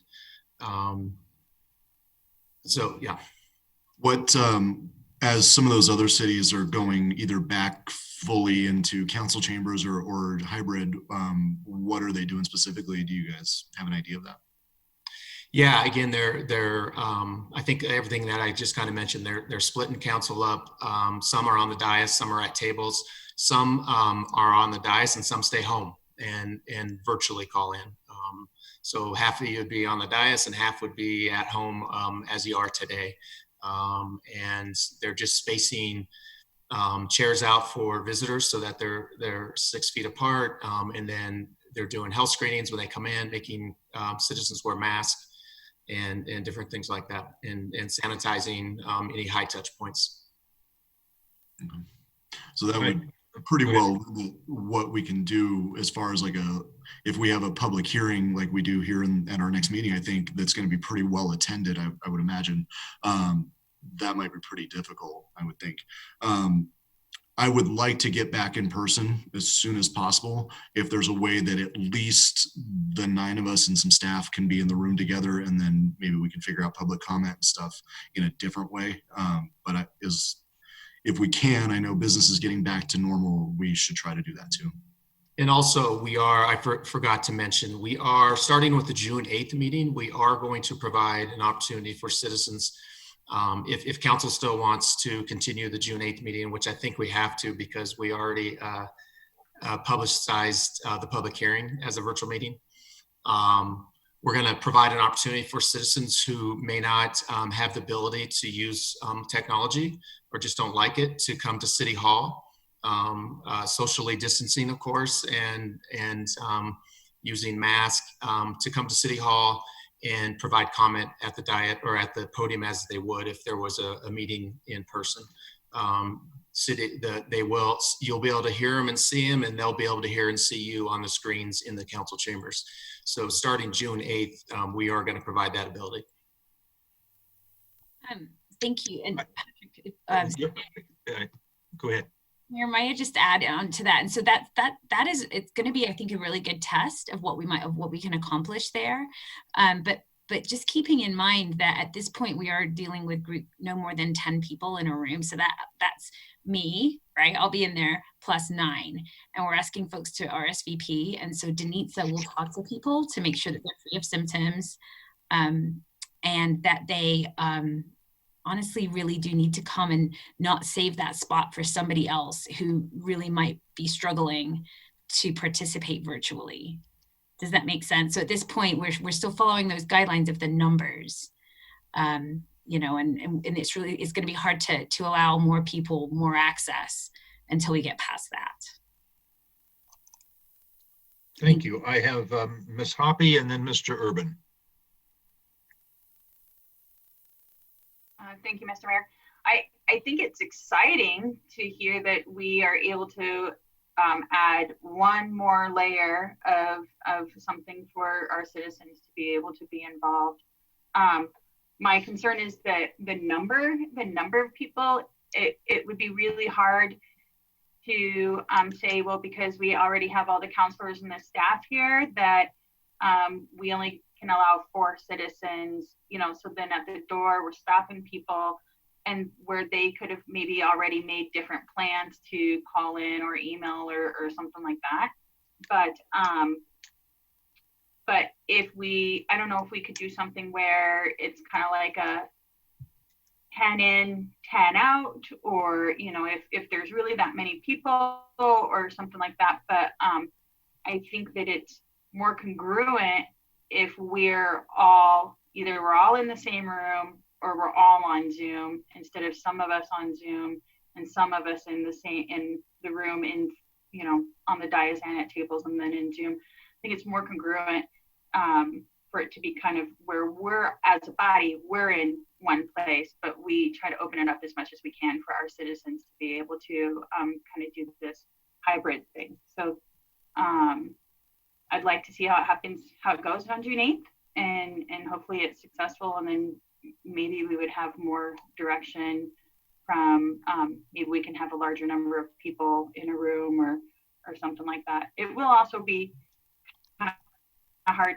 too when we're at some of us on the dais and some of us on the tables, but you know, if we can make it so that the citizens can come and see our faces, I think it would be good. But for me, I'm all right with, I was looking at the future tentative items, and I think that through kind of through June, we're in pretty good place, except for June 22nd, which may have some heavy participation. But I think we can at least go through June 13th. Wait, am I looking at the right one? July, sorry. I think we can at least get through, you know, June 15th and revisit it if people aren't comfortable with saying, yeah, let's just cut the ties for all of June. We can at least get through June 15th. So that's just my comment. Mr. Urban. Thank you, Mr. Mayor. You know, the trying to figure out how to do it, I would agree that we should either be all on Zoom or all face-to-face. It's going to be difficult just from a communication dynamic to have those in the room will just be talking to each other versus everybody on Zoom, and it may be difficult to have not that this is an easy communication platform to use, but it works for our purposes now. Is there any consideration or logistics around holding a council meeting in Hayward Park at all, or having tents set up in the parking lot in any way, or anything along those lines? Yeah, I don't know if we've thought about that, Allie. It probably would be difficult we wouldn't be able to live stream, I don't think, the video or the council meetings on Channel 8. I think we could probably record and then replay them. I'm not sure if Allie, if you know that off the top of your head. So there's the audio video that we would have to think through. Aren't we doing it right now though? We are, but we're patched directly into the closet where the Channel 8, where everything is. It actually all runs through the Channel 8, the closet behind the dais there, and also that podium computer. So if you went to your showing all non-video participants, you would see like 3 versions of Jesse Johnson, basically. That's how that all works. And I'm thinking about that. I mean, you know, we'll explore every opportunity. I think the thing to consider is that what's our goal? Is it most participation? And how do you feel about those that have really successfully managed to call or Zoom in to these meetings, you know? And is that important to you to consider and to continue? Thank you. I have Mr. Stites and then Ms. Hutchinson. Thank you, Mr. Mayor. I actually kind of like the idea of a traveling city council meeting if we can figure that out. But when we're doing fitness classes, even if we were to take our classes out to the park, we can still only have a certain amount of people. Does that still applies even if we're in a park, doesn't it? You can still only have a group of 10 people or less. I think so. I think in the Jefferson County Public Health variance request, they're asking for a variance for large, I think, groups up to 50. Do you remember what that said, Ally? So depending on what happens with that, if that's approved or not, there might be an opportunity for larger group sizes outside, but we don't know yet if that's going to be approved. If we all join the same Little League team, we might be able to pull it off. Yeah. Well, we have a big league field also. Ms. Hutchinson. Thank you, Mr. Mayor. No matter what we do, we still need to do the social distancing. Okay, I don't think that's going to go away for a while. I don't know if City Hall would be open for people who would be able to come in and speak at a public meeting. Is there a way that they would be able to see, if we were doing Zoom or being at home, that they could see us in the chambers? Yep. Not that they're talking in front of a mic or something, you know, but also what they're doing at some stores are they count how many people go in and they don't let any people go in till some came out. So you could still manage like 10 people, but you still have to do the social distancing. So, and I don't think that would be an issue, you know, because this would all get kind of recorded anyway. Would they not be able to see all this public speaking on Channel 8? Ms. Hutchinson, let me tell you, I previewed the what we're planning to do next Monday night.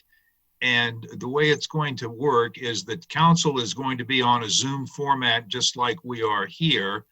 Ally and her team are going to be in the council chambers, and any member of the public, a citizen who wants to speak, either under citizens' right to speak or on any of the agenda items, can sign up before the meeting and then come to City Hall and stand at the podium and speak to us, and we will see the video feed on the screens that we're seeing now. And the speaker in the city council chamber will be able to see all of the councilors and what's happening on the screen, on a large screen at over the dais, right? It would be the roll down screen. So the people who may not have the technology or wanted to participate in person would have that ability to come and talk to us. Because I think that's more of the issue of people going into the chambers, even more than us being there, because we can do the meetings this way. Right. But what the citizens want is they want to get in there because they don't have the technology, or even if they do call in, we can't see who they are. Right. And this, the way they've got it set up, very well done, is that we would be able to see them standing at the podium, just like we would see them in real life, only it's on a video screen. You know, it's not the same, but you understand. Yeah. Well, that's good tech. Okay. Mm-hmm. That's good. Okay. Ms. Hulteen. And then Thank you, Ms. Mr. Mayor. So first of all, I really like that the city is looking at the option starting next Monday to expand opportunities for citizens. I think we've heard concerns about the Zoom format. I guess for us, I echo other comments. I think it's better for us all to be in the same place. And for now, that seems to be Zoom. I think splitting us up would be confusing. Mr. Urban's comments about just the technical coordination and complexity, I think, you know, opens us up to more issues and delays and confusion. I think one of the things that I've heard through the last couple months as we've been in real time, kind of redefining how we engage as a civic body and engage our citizens, is that predictability and communication and knowing, what it is and how they can do it is the most important. So I would feel most comfortable making, saying through June, we're going to continue with this so that we can communicate adequately. It sounds like there's new information coming down the pike. And so maybe in 2 weeks, when we have our next study session, we can reassess where we are with new information.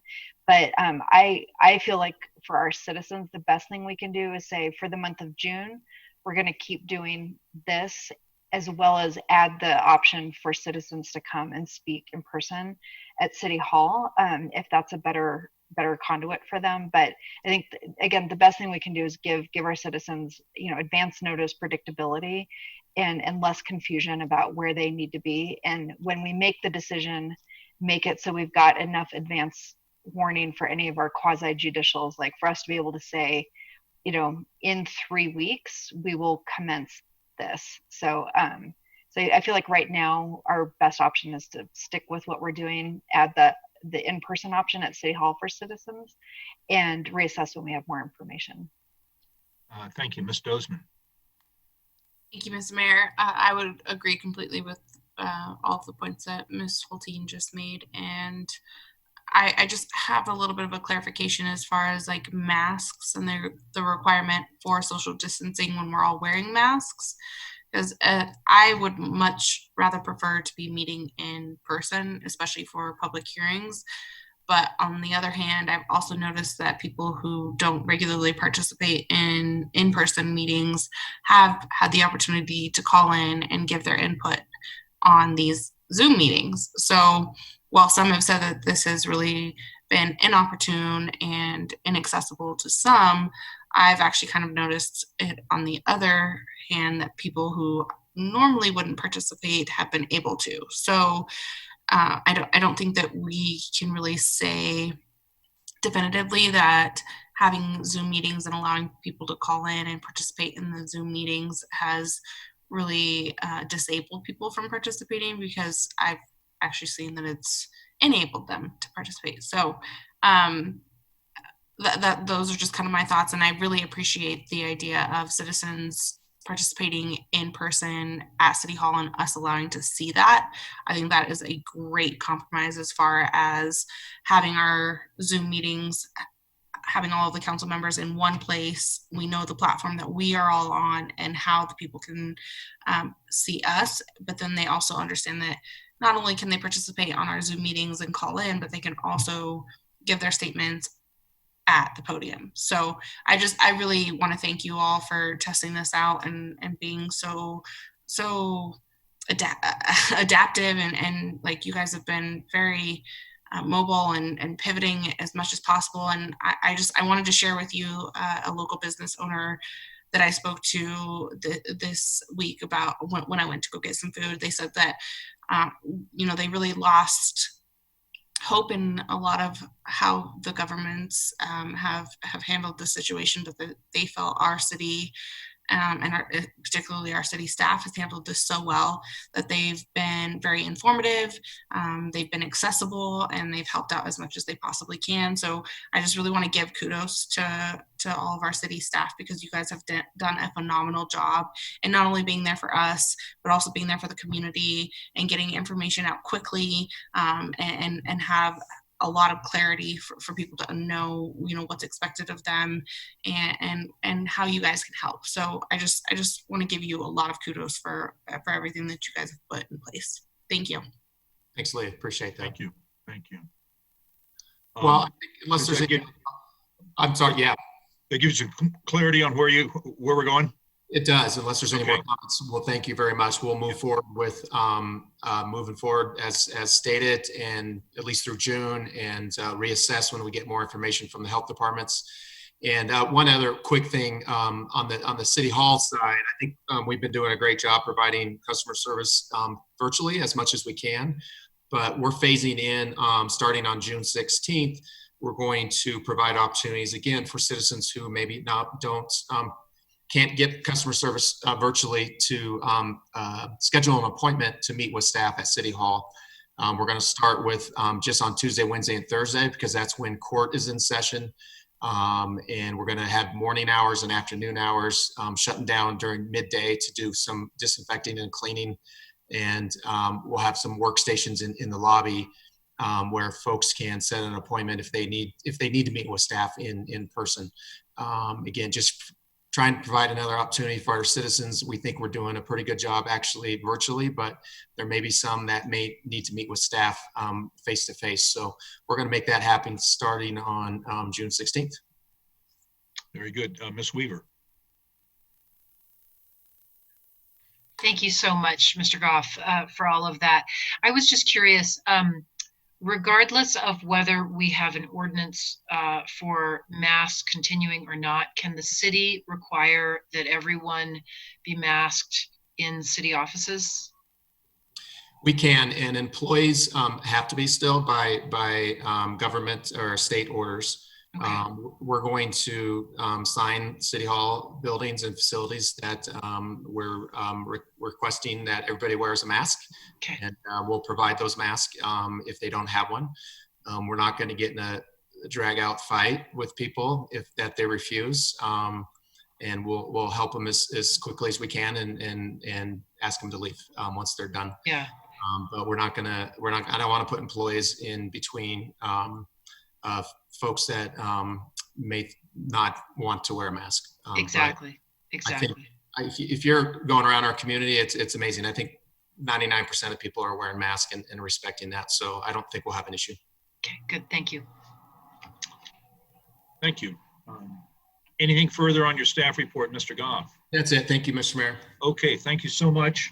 We have an opportunity for elected officials matters at this time. If there anyone that has anything they'd like to say, and after this is done, we're going to take a short break and then come back for our special meeting. So probably an opportunity after that to do something. Mr. Urban. Thank you, Mr. Mayor. Just a quick update. The applications are due on Friday for the Business Stabilization Grant Program. And we'll make a determination towards the end of the week whether we're going to extend that deadline depending on the number of applicants we've received.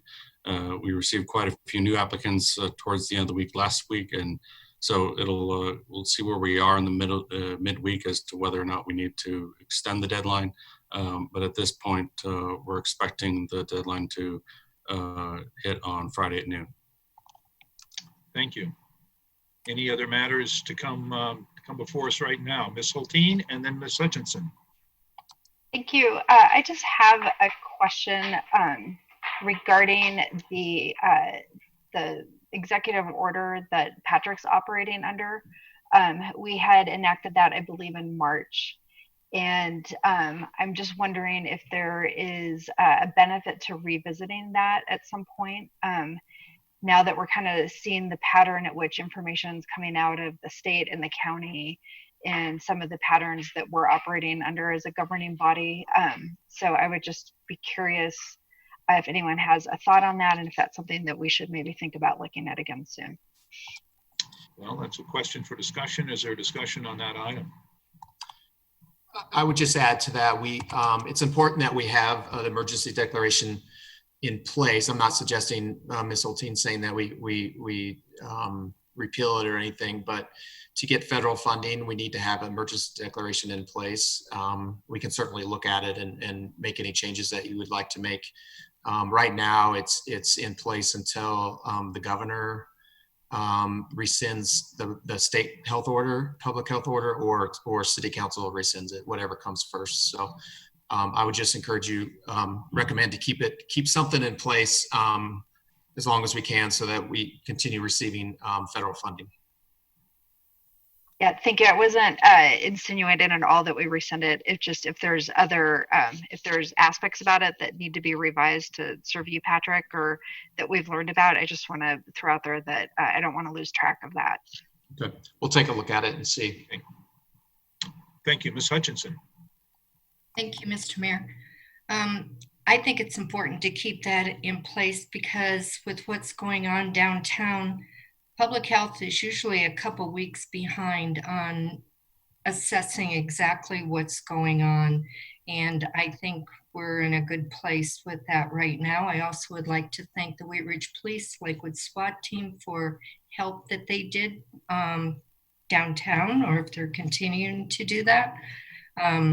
It's just very scary times. I've been here 51 years, never thought I would see this here in Denver at all. And it's very scary for me and other people that I know, and it's serious. So thank you. Thank you. Any other elected officials reports at this time? Any other business come before our study session? Maybe just to respond, Okay. just real quickly to Ms. Hutchinson, the SWAT team, Wheat Ridge and Lakewood SWAT team did go back to Denver this afternoon, to be on standby in case needed. Haven't heard anything from the chief, so I'm assuming everything's going well. And everybody did come home safe from Saturday night. Okay, good. Okay, thank you all very much. It's about 20 minutes after. Why don't we take about a 5-minute break? We'll reconvene at about 8:25 and have our special meeting. So we'll see you in about 5 minutes.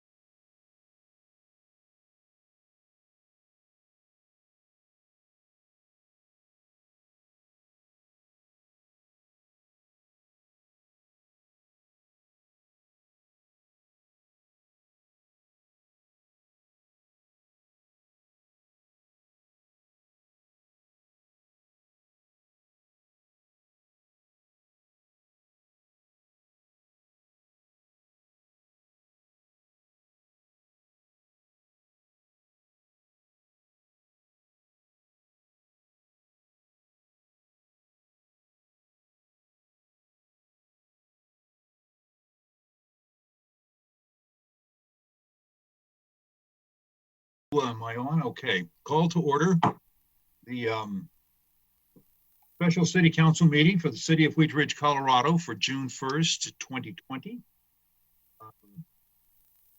I would like to call the meeting to order. Ally, do we have the flag available, and Jesse, for the Pledge of Allegiance? Stand by 1 second, Mayor. Thank you for reminding us. Jesse, are you able to play the flag for us tonight for the special meeting? There it is. Oh, good. All right. Well, if you would all stand up and join me in the Pledge of Allegiance. I pledge allegiance to the flag of the United States of America and to the republic for which it stands, one nation under God, indivisible, with liberty and justice for all.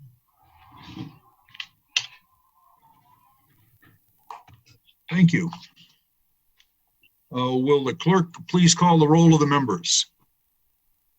Janice Hoppy, Present. Judy Hutchinson, Present. Zachary Urban, Present. Rachel Hulteen, Present. Amanda Weaver, Here. Corey Stites, Present. Leah Dozeman, Here. Valerie Nussler-Beck. Present. All members of the council are present, Mr. Mayor. Thank you, Mr. Clerk. We do not have approval. We do not have minutes in our package for tonight.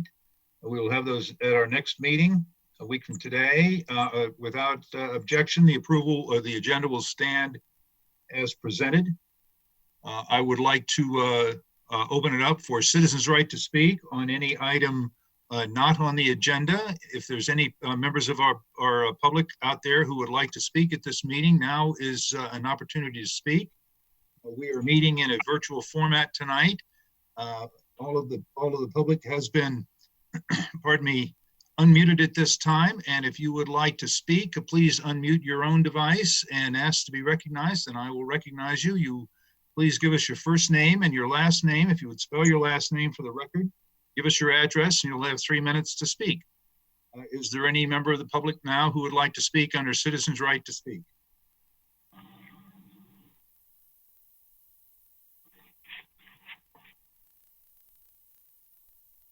If once again, if there's anyone out there tonight who would like to speak under citizens' right to speak on any item not on the agenda, please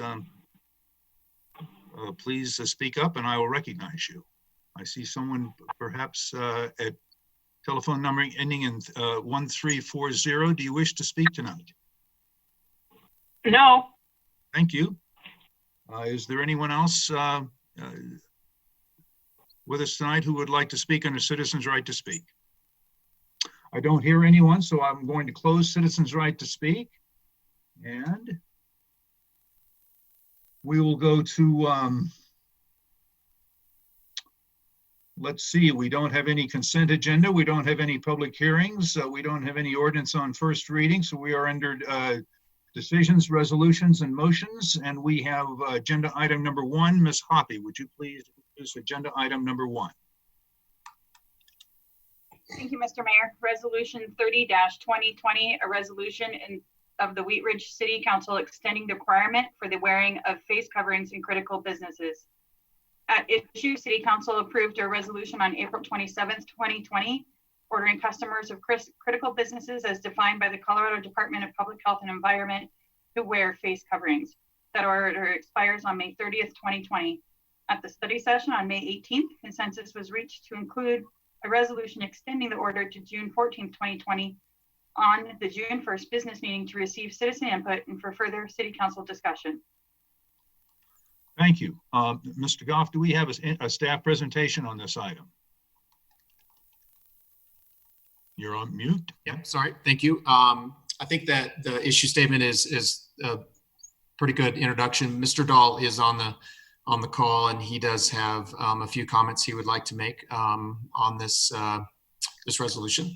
Okay, Mr. Dahl, thank you for joining us. Thank you, Mr. Mayor, members of the council. I assume you can hear me. Yes, we can. Very good. A couple of things regarding the prior resolution, and to the extent council is considering extending it, you should be aware of. First, the prior resolution referred to the third amended health order. There's since May 14th order, there's been a new one. And so that would have to be changed to the fourth amended public health order. That's just a detail, but one of the impacts of the switch or the change from the third to the fourth is that, as council's well aware, there are now some non-critical businesses that are permitted to be open to customers. Restaurants, for example, as of May 27th, and there's a whole host of other businesses. When council enacted the resolution the first time, we were just looking at critical businesses that were open, and so and within those businesses, customers were not required to wear masks by that order. Now there's a much broader list of businesses that are allowed to be open, and so while it's up to council to make a choice around if it wants to extend the order, right now the prior order requires customers in critical businesses to wear masks. Well, of course, now a lot of businesses are open. Interestingly, the fourth amended order carries forward prior language requiring employees in all these businesses, critical and non-critical, retail, restaurants, while employees must wear masks. The amended order carries forward the permissive requirement that customers are encouraged to wear masks, and that employers are required to encourage the customers to wear masks, but are not in the position of requiring them to wear masks. So, of course, what the council did last time, which was to fill in that gap, if you will, to go from a permissive to a mandatory requirement for customers, that gap still exists. But the point I think I'm trying to make, and I think you can appreciate, is that same gap now applies to a much greater range of businesses that are now available to be open to the public. So as the council considers whether to extend its mandatory mask order for customers in businesses, it will need to also determine whether it wants the scope of that order to follow the scope of the businesses that are now open to the public. Whereas in the past, it applied only to critical businesses because those are the only ones that were open then. But of course, it's now changed. You can appreciate why I wanted you to think about sort of now the potential breadth of the extension of an order, and it's the policy call for you, but I wanted you to understand sort of what the current regulatory landscape is and can assist in your discussion. Thanks. That's all I've got. Thank you. Before we go to questions of council, I would like to open this up to any comments from the public under citizens' right to speak on this particular agenda item. If there's anyone from the public who would like to speak on this issue, you may do so at this time. If you wish to speak, please unmute yourself and ask to speak, and I will recognize you. I'd like to speak. Okay, please introduce yourself. Give us your first name and your last name and your address, and then you will have 3 minutes. Thank you. My name's Jay Kenny. I'm a business owner and cider maker in Wheat Ridge. I think I'm Wheat Ridge's only cider operation. We're considered a critical business, and we're at 4965 Irish Street. I support the resolution to require any customers coming in to wear masks, the extension, and if there's another extension, I'm going to support that as well. I want myself, all of our employees to be safe. And I think, as everybody knows, the issue is that you have asymptomatic people who can spread the virus. They can look perfectly healthy and be a major source of viral spread. So this is both a personal issue, and I think it's also for the City Council an important issue in terms of money that you are, I hope, about to spend on me and other businesses like me to help us get open and reopen and resume paying a lot more in sales tax than we've been paying the last 3 months. If you're going to invest money in us, please protect us. That's all I have. Thanks so much. Thank you. Are there any other members of the public tonight who would like to speak on this agenda item number 1? You may do so now.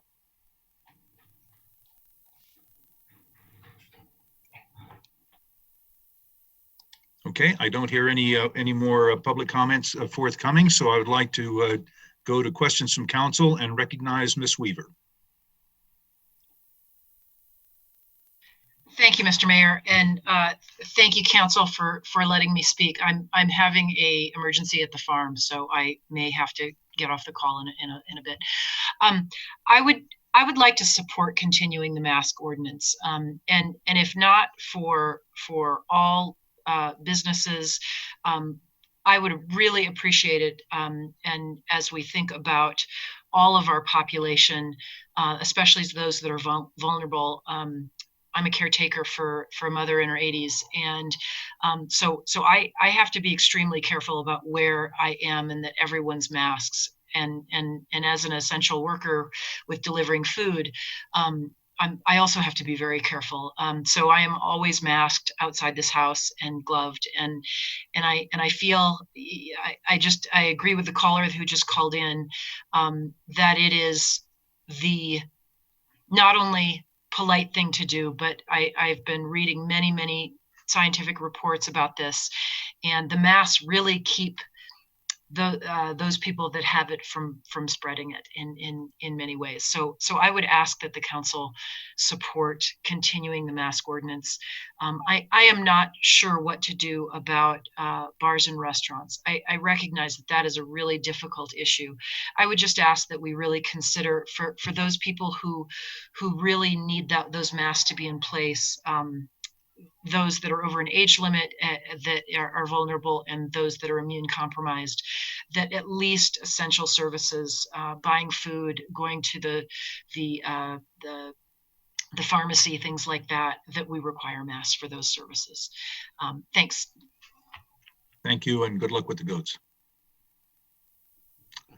Additional discussion from council, Ms. Hoppy.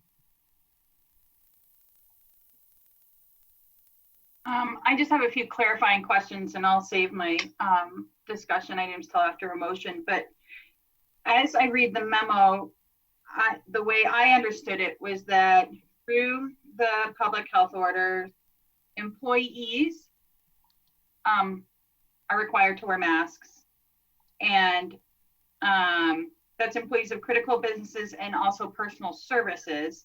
And then customers of personal services are required to wear a mask. And so I want to make sure that I have that clear, that that's true. And then I also wanted to ask, I was under the impression that the in-place dining was that you had to wear your mask into your seat and out of your seat and when you're moving around the restaurant, but not when you are at your table engaging in eating and drinking. So I just want to clarify if that's correct. All of that is correct. Additional discussion. Ms. Dozman. Thank you, Mr. Mayor. So we keep framing this as an extension, but technically the mask order ended on May 30th. And so it has expired as of today. So would we need to frame it as a new resolution, or how do we go about that? Mr. Dahl? It's set up as a new resolution. I appreciate your making that point, and in preparing it for the packet, I realized that you're right, it expired. So the resolution's in your packet. Says it extends the requirement, but it's a new resolution.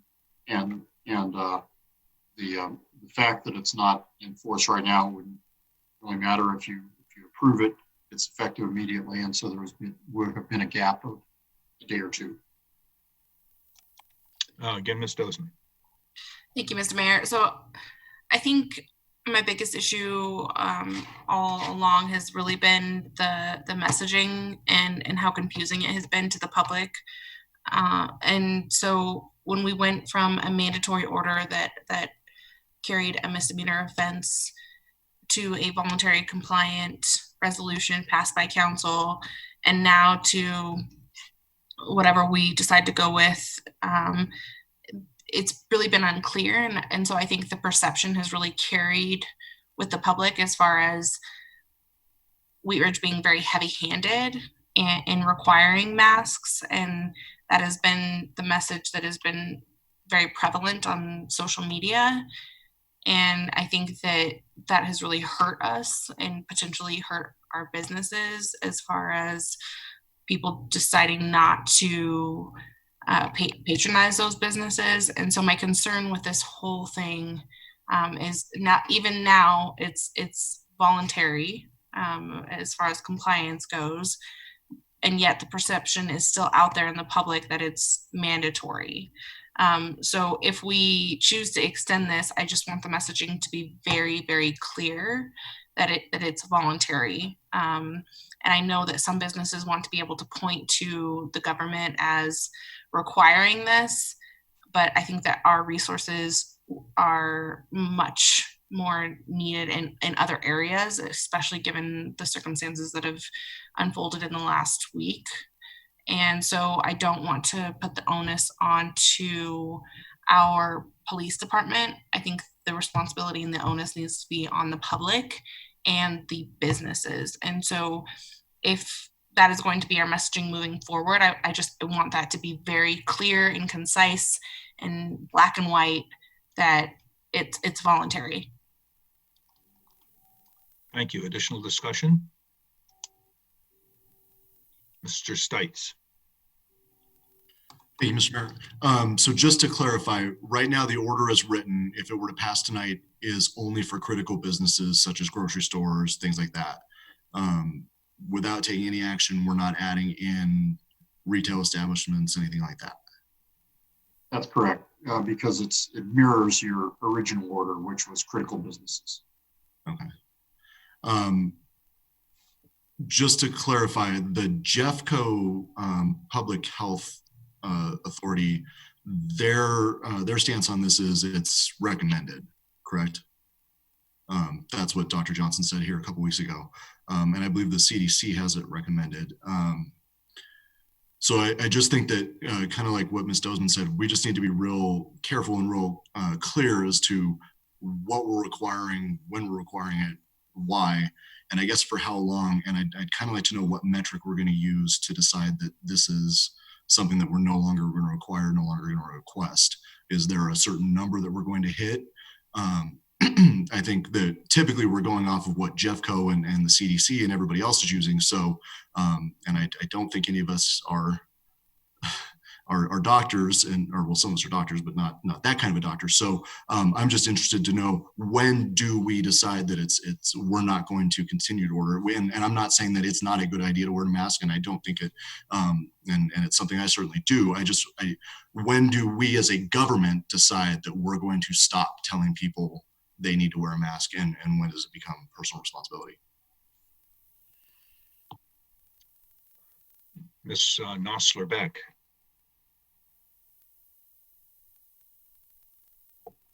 Sorry, some people have dogs bugging them, and I have a 3-year-old bugging me.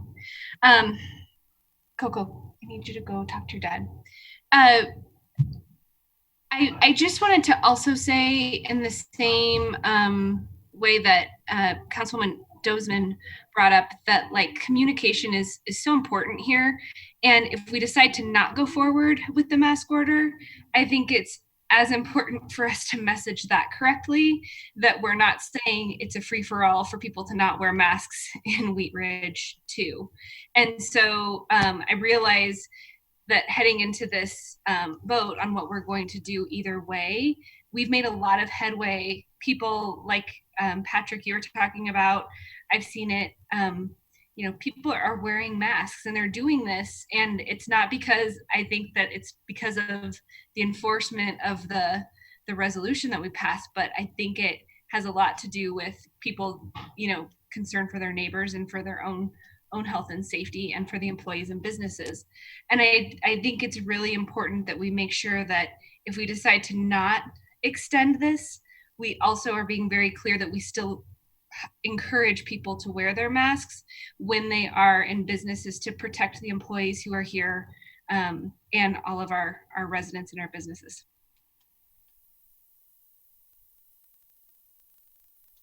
Thank you. Additional discussion will go to Ms. Hulteen and then Mr. Urban. Thank you. I'm just wondering if anyone has any information on what surrounding communities are doing.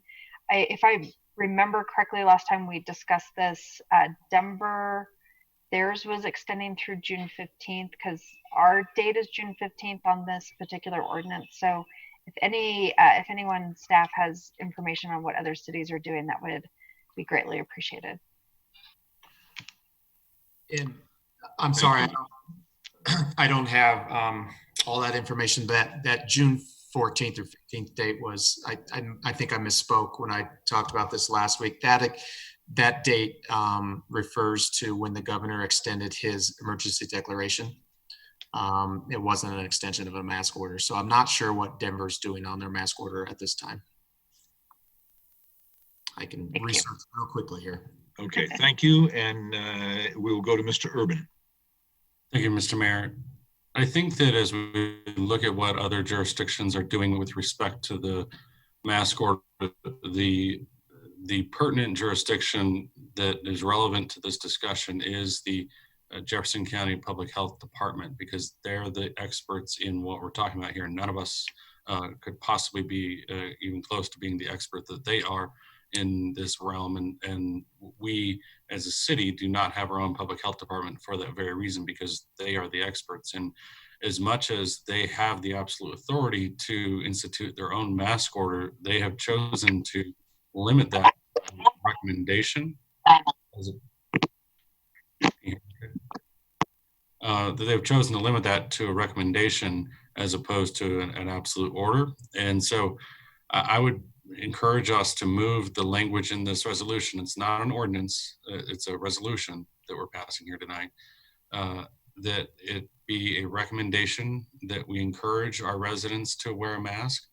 That I think is a clearer, putting us in parallel with what our public health department is saying, as opposed to giving people different directions from different bodies as to what to do and what not to do. And the reasons that I'm asking for this to be a recommendation are twofold, or at least twofold, if not more than that.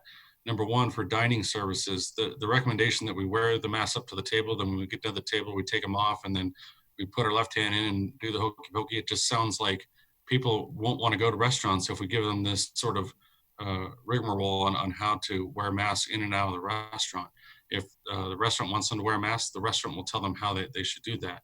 I don't see anything in here about how this applies to restaurants. So that's the first one. The second one is we can't order residents to wear a mask into a bank, but banks won't open. And banks are considering opening at this point in time. So we have to exclude them from this because we can't keep people from their money by law. And so that's another concern. And to Councilmember Steit's point, we don't have any direct evidence to the impact or the metrics that we're using or the science that we're using within the city of Wheat Ridge as it relates to the impact that the mask order has had to this point. We've had it in place. We've had it for critical businesses. And it feels good that we're doing it because it feels like we're actually doing something to help people, but we don't have any direct evidence or metrics that tells us that this is moving the ball forward or protecting the residents. So I would encourage us to move towards a recommendation and removing the word order from this order. We can still issue this order as a recommendation. We can use the word order in the context of what this is, but it's not, but we should change the language in the resolution to recommended versus ordered. That's my thought. Thank you. Additional discussion? Ms. Hutchinson and then Ms. Nosler-Beck. Thank you, Mr. Mayor. When I look at the motion, I see extending the requirement for the wearing of face coverings. I don't see order, but I walk around the city with my dog almost every day, and I am amazed. I talk to people. I don't do social media. So I talk to people.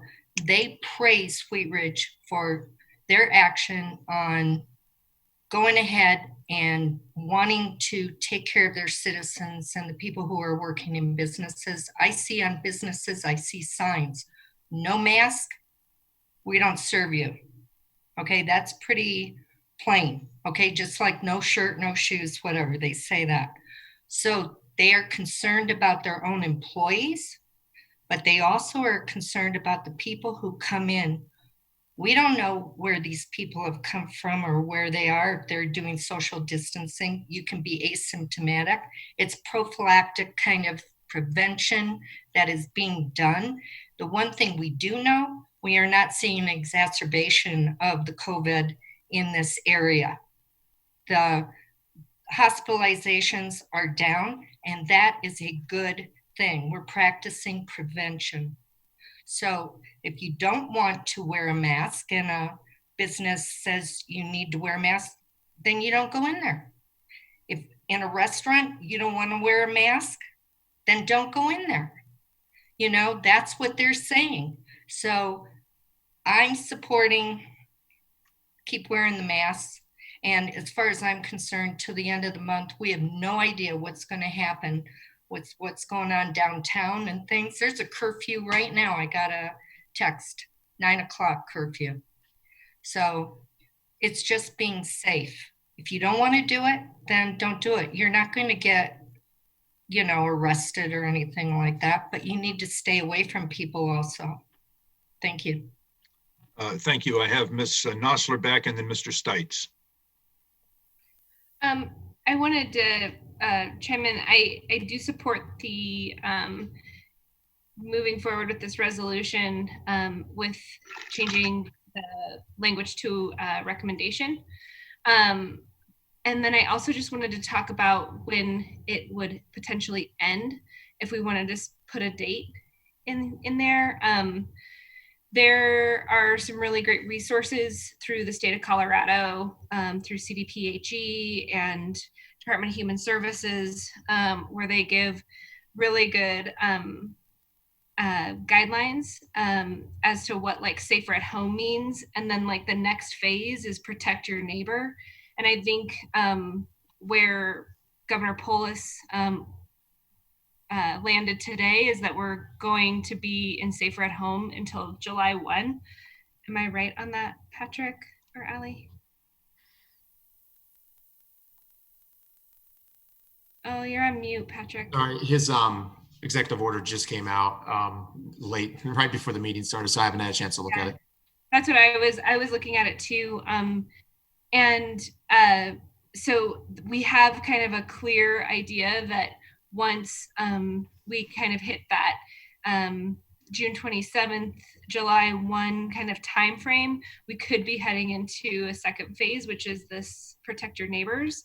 And to me, that seems like if we're operating off of these phases anyway, and that's what's dictating what we're doing, would be the next step as to where, or I'm sorry, the kind of timeline that we could be working from. Thank you. Mr. Stites. Well, I just kind of like to thank Ms. Hutchinson. She made, I think, most of the points for us a little bit on this, that it really is up to the businesses no matter what. We can say ordered, we can say recommend, we can say request, but if the police are not going to show up to stop you from not wearing a mask, then really it is up to the businesses. And if they want to put their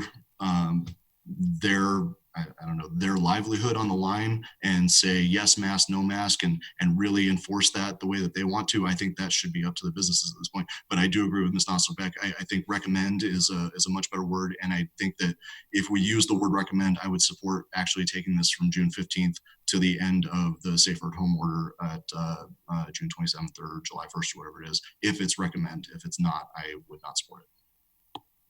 Thank you. Ms. Hobby.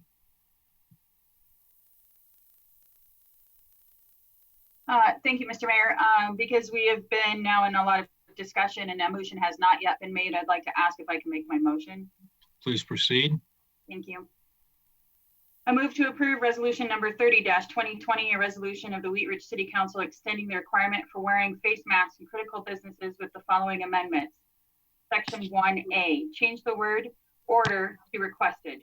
Section 1B, change the date to June 22nd, Monday. And also that it refers to the most recent amended public health order. Second.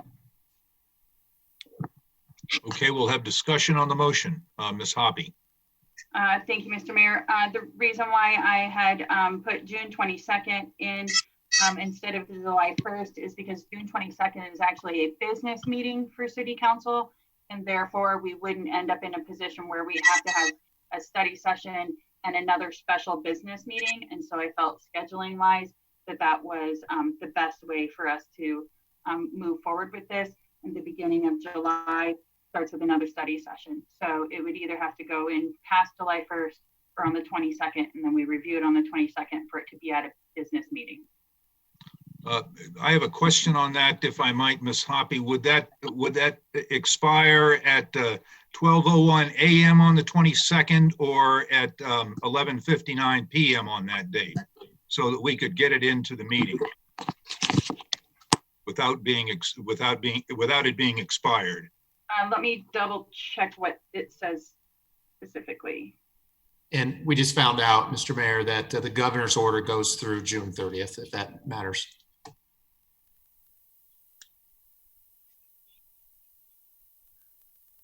I'm going to ask Mr. Dell. I don't see a time. And I guess I think your intention is that the order would not expire before our business meeting. Is that the extension? Is that the intention? Yeah, and so that we can do business at a business meeting instead of at the end of tacked on to the end of a study session. Mr. Dahl, would we need to provide a different time of day to match the 22nd? Right now it's set up for midnight on June 14th, but if you change that to June 22nd, it'd be midnight. To be hopefully long after your meeting is complete, and it's set up for immediate effectiveness. Okay. I have Ms. Hoppy in section 1A. You might want to address the scope of the order, because of course the fourth amended order still refers to critical businesses, but now we have more businesses that are encouraged, that are open in various ways. You might consider, because if it's just critical businesses, that's going to be only one slice now of kind of the landscape out there. You might consider just generalizing it. Any business establishment permitted to be open to the public under the fourth amended order. As I understand it, the governor already has covered employees of critical businesses, persons offering personal services, haircuts, dog grooming, nails, and people who are getting personal services. So it seems to me like only people who are going into critical businesses is the one that's missing in the gap. However, to be more clear, I would be happy to add that amendment unless somebody else wants to add that amendment. Mr. Urban. Thank you, Mr. Mayor. I would be willing to add that amendment as long as we had a caveat that excluded financial institutions from the order, because I don't think we can even request that residents wear a mask into a bank at this point. And that's more of a safety concern, I think, than anything at this point. So banks should be able to come up with a way that they want to handle business on their own, but I don't want to necessarily request that residents wear a mask into a bank. Banks are independently required to encourage customers to wear masks. Is true now. Say that again. Banks are presently required by the present orders to encourage customers to wear masks. I mean, they're within the category of business, like a lot of other businesses that are requested to encourage that, but not to require it. Okay, well, as long as you're okay with the way it reads and its intersection with banks right now, you're fine with that, Mr. Dahl? Yes, it would be a departure if whatever the city did were to somehow require customers and banks to wear masks. And as you've described it in the motion, that's not what you're doing. Okay. So I would I would be willing to make the motion to amend as it relates to what Mr. Dahl said with respect to all businesses. Is that made as a friendly amendment? Okay, so, and then I guess we need if that's a motion, we need a second on the motion before we get into I have a discussion. question. Let me get a second on the motion first, and then we can start discussing the motion. Councilmember Urban seconded it, I believe. Oh, did he? Okay, thank you so much. Ms. Hutchinson. Thank you, Mr. Mayor. I went into Belco today and they are wearing masks. They only allow 2 people in at a time, and it states on the door, you must wear a mask. Wow. So that's that. But also on June 22nd, that is also a public hearing. If we're gonna, I don't know if we got there, that possibly that could be where people go into City Hall or not. They're not gonna go in there if, you know, they're not gonna be able to wear a mask. So I think we should go to the end of the month as far as our masks. Thank you. Ms. Hulteen. Thank you, Mayor. Would we be able to, if we're moving forward recommendation for masks, would we be able to require that they post the recommendation? Because what I've observed is what has made a huge impact and increased the compliance with the mask wearing is when you walk into businesses, there is a sign on the window that states that the masks are required. You go into any grocery store and they've got a freestanding sign that you have to walk by. So I think part of this is, and I think it was maybe Ms. Dozeman who was talking about the communication aspect.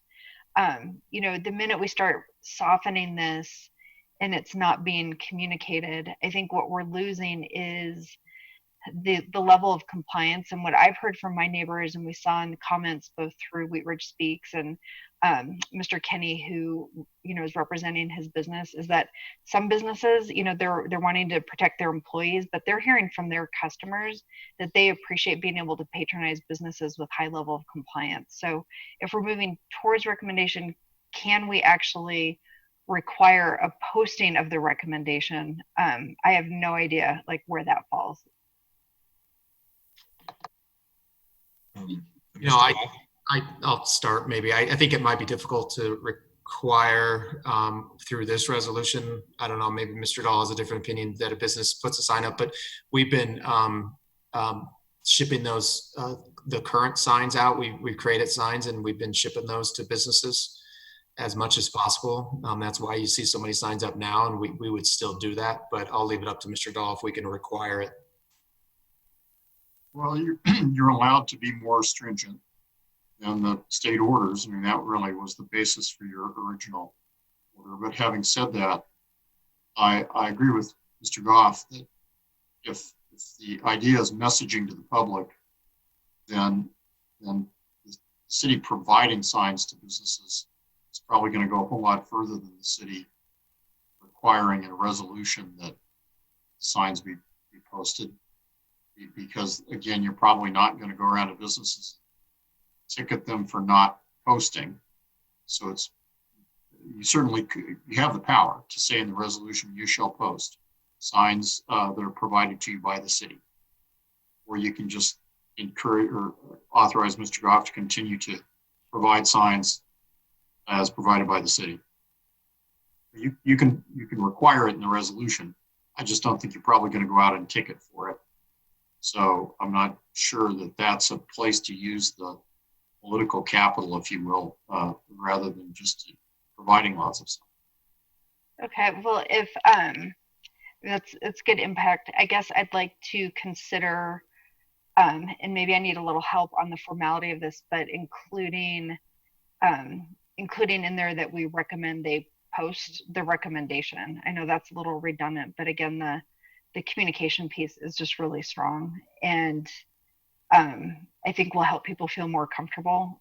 And I have a lot of neighbors that still are not comfortable going to businesses, and fewer people wearing masks are going to make them less comfortable. So I just want to do everything I can for my neighbors to feel like they can patronize local businesses, and for businesses to be able to capture as many of our neighbors as possible. So so Janice, is that something that I would do as a motion? How would I, or you would do it as an amendment, and okay.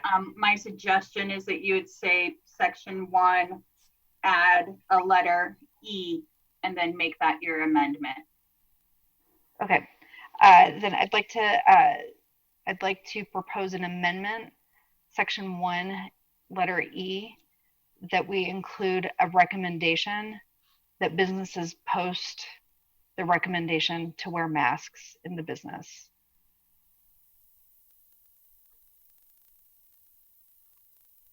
Mr. Dahl, would that, language-wise, would that be better if City Council is requiring businesses to post the recommendation to Sure. wear masks? I heard Councilmember Holteen's motion to be that the city recommends, though, that I didn't hear a requirement. So I think as she stated, it probably works. Maybe it would be a little shorter, say we recommend that businesses post signs encouraging the wearing of masks in the form provided by the city, since the city's out there manufacturing signs. I think Mr. Goff is doing that. Before we get there, let's get a second on the amendment. Is there a second to the amendment by Ms. Holteen? Second. Okay, so we have an amendment and a second. Now we can discuss the amendment. Ms. Dozman. Patrick, could you maybe speak to the messaging, whether there would be an emphasis on that it's a recommendation or a request, whichever language we decide to go with, as opposed to an order or a requirement? Well, sure. If council changes that tonight by these motions, that it's a recommendation, that's the language we'll use, and we'll make sure that we change all of our messaging on all of our social media, so that it's clear. Okay, and then how would that impact businesses as far as, I mean, I've seen quite a few restaurants and the grocery stores as well putting up signs on their doors as far as we were just requiring masks and therefore they're adhering to that. Like, would we send that new messaging out to businesses and therefore update any of that signage, or how would we go about that? Yeah, we'll do our best to get it to as many businesses as possible. We were just emailing a copy of the signs, and we'll make a new sign and they can print it out and put it up themselves. We'll hand deliver it to those businesses that need one. We'll work through our different business groups to get the word out. There are some businesses that are making it mandatory, and that's their decision. And so they may have their own sign up that says that. So there's going to be, there could be some confusion because of that. The city may recommend it, but some businesses are making it mandatory. So just keep that in mind. Well, and I think that really goes to the point of, putting that responsibility on the business and letting them make that decision on their own. I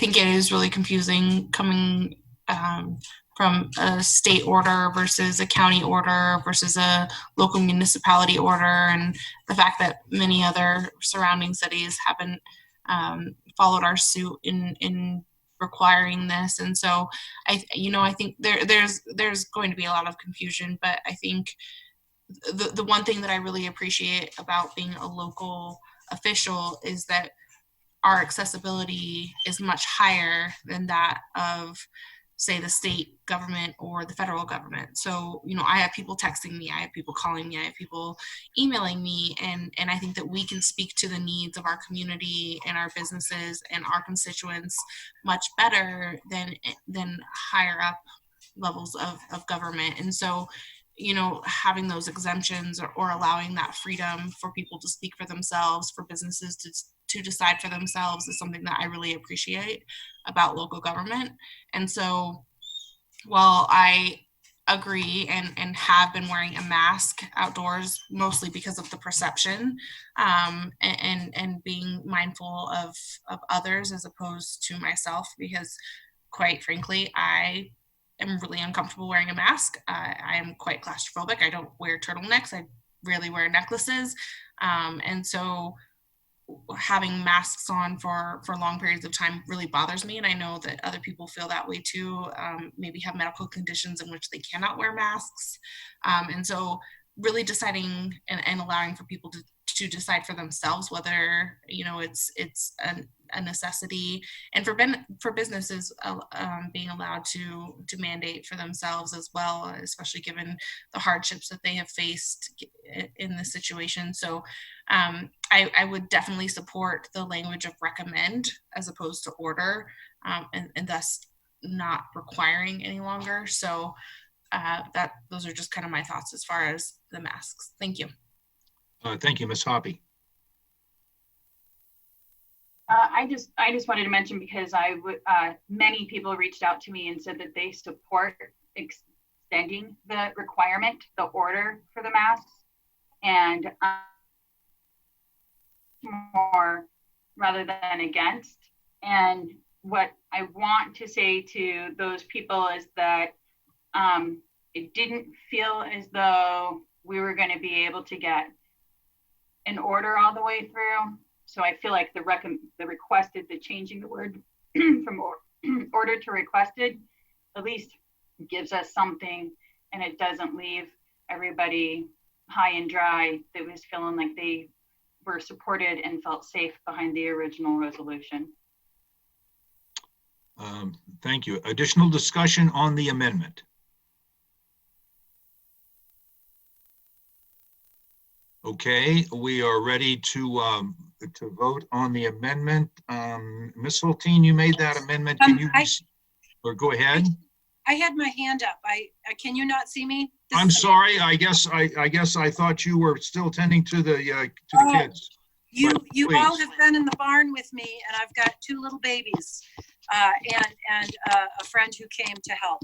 I guess I just want to remind everybody, I have a really hard time with, I understand it's uncomfortable to wear a mask. We're in the middle of a pandemic, a global pandemic.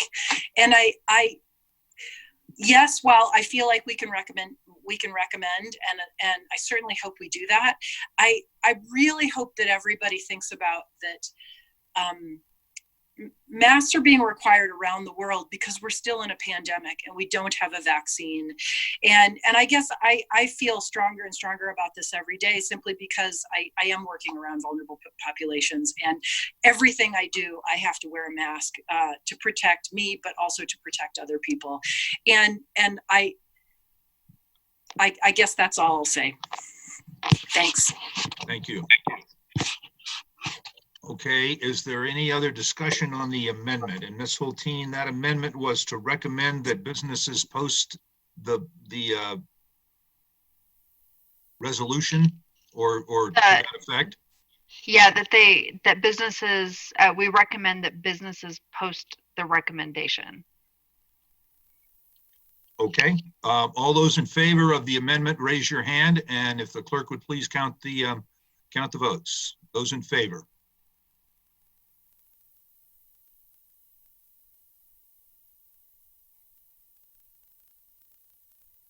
Mr. Mayor, the amendment has been adopted by a vote of 7-1, with Mr.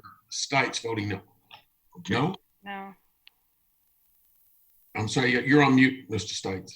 Oh, I'm sorry, Leah. I missed you. I apologize.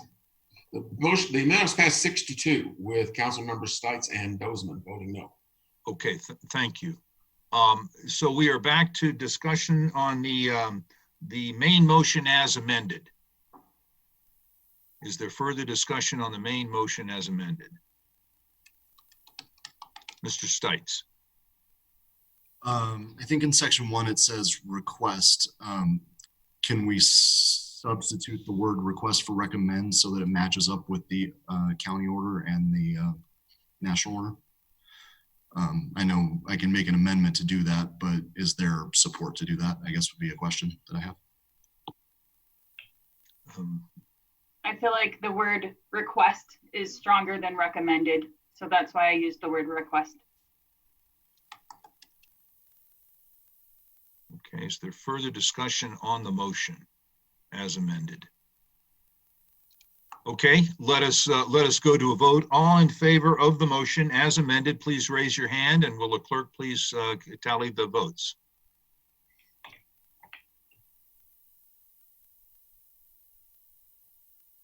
This is the main motion. Yes. This is the main motion as amended.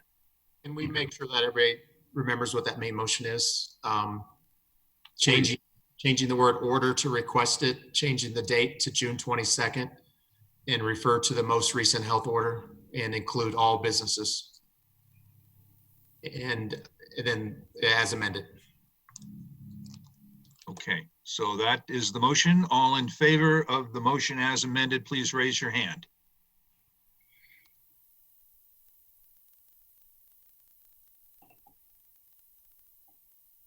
Mr. Mayor, the motion has passed 6-2. Once again, Mr. Stites and Ms. Dozeman voting no. Okay. That was all that we had on agenda item number 1. Thank you for your discussion. We will now go to city managers matters. Anything additional, Mr. Goff? Mr. Mayor? Yes, sir. If I may, Ms. Hoppy, because people will want to know exactly what we passed first thing in the morning, if you wouldn't mind giving me a call after we adjourn so I have exactly the right language here. Thank you. Thank you, Mr. Mayor. Thank you. So, Mr. Goff. Nothing else tonight, Mr. Mayor. Okay, thank you so much. Mr. Dahl, city attorney's matters. Nothing tonight, thank you. Thank you. We will go to elected officials matters, and why don't we do this by hand? If you have something that you would like to offer, please raise your hand and I'll call on you. Ms. Dozeman. Thank you, Mr. Mayor. So I would just like to recognize what has been going on for the last week in the aftermath of the death of George Floyd at the hands of a police officer kneeling on his neck for an agonizing 9 minutes. Most people have, of course, seen the video, and there's been a lot of subsequent posts, protests, riots after dark, which we have given permission for our police officers to stand aside the other law enforcement officers.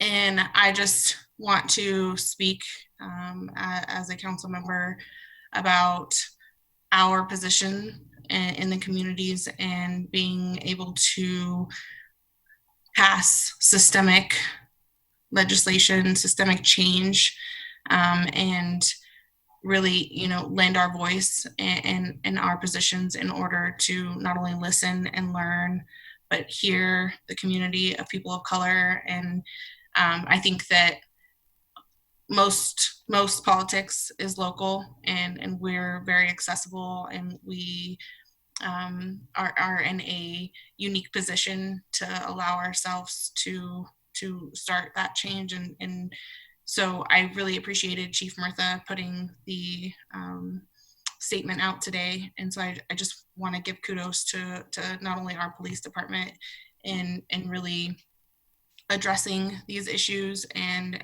allowing for more training. I know we've spoken about body cams in the past, and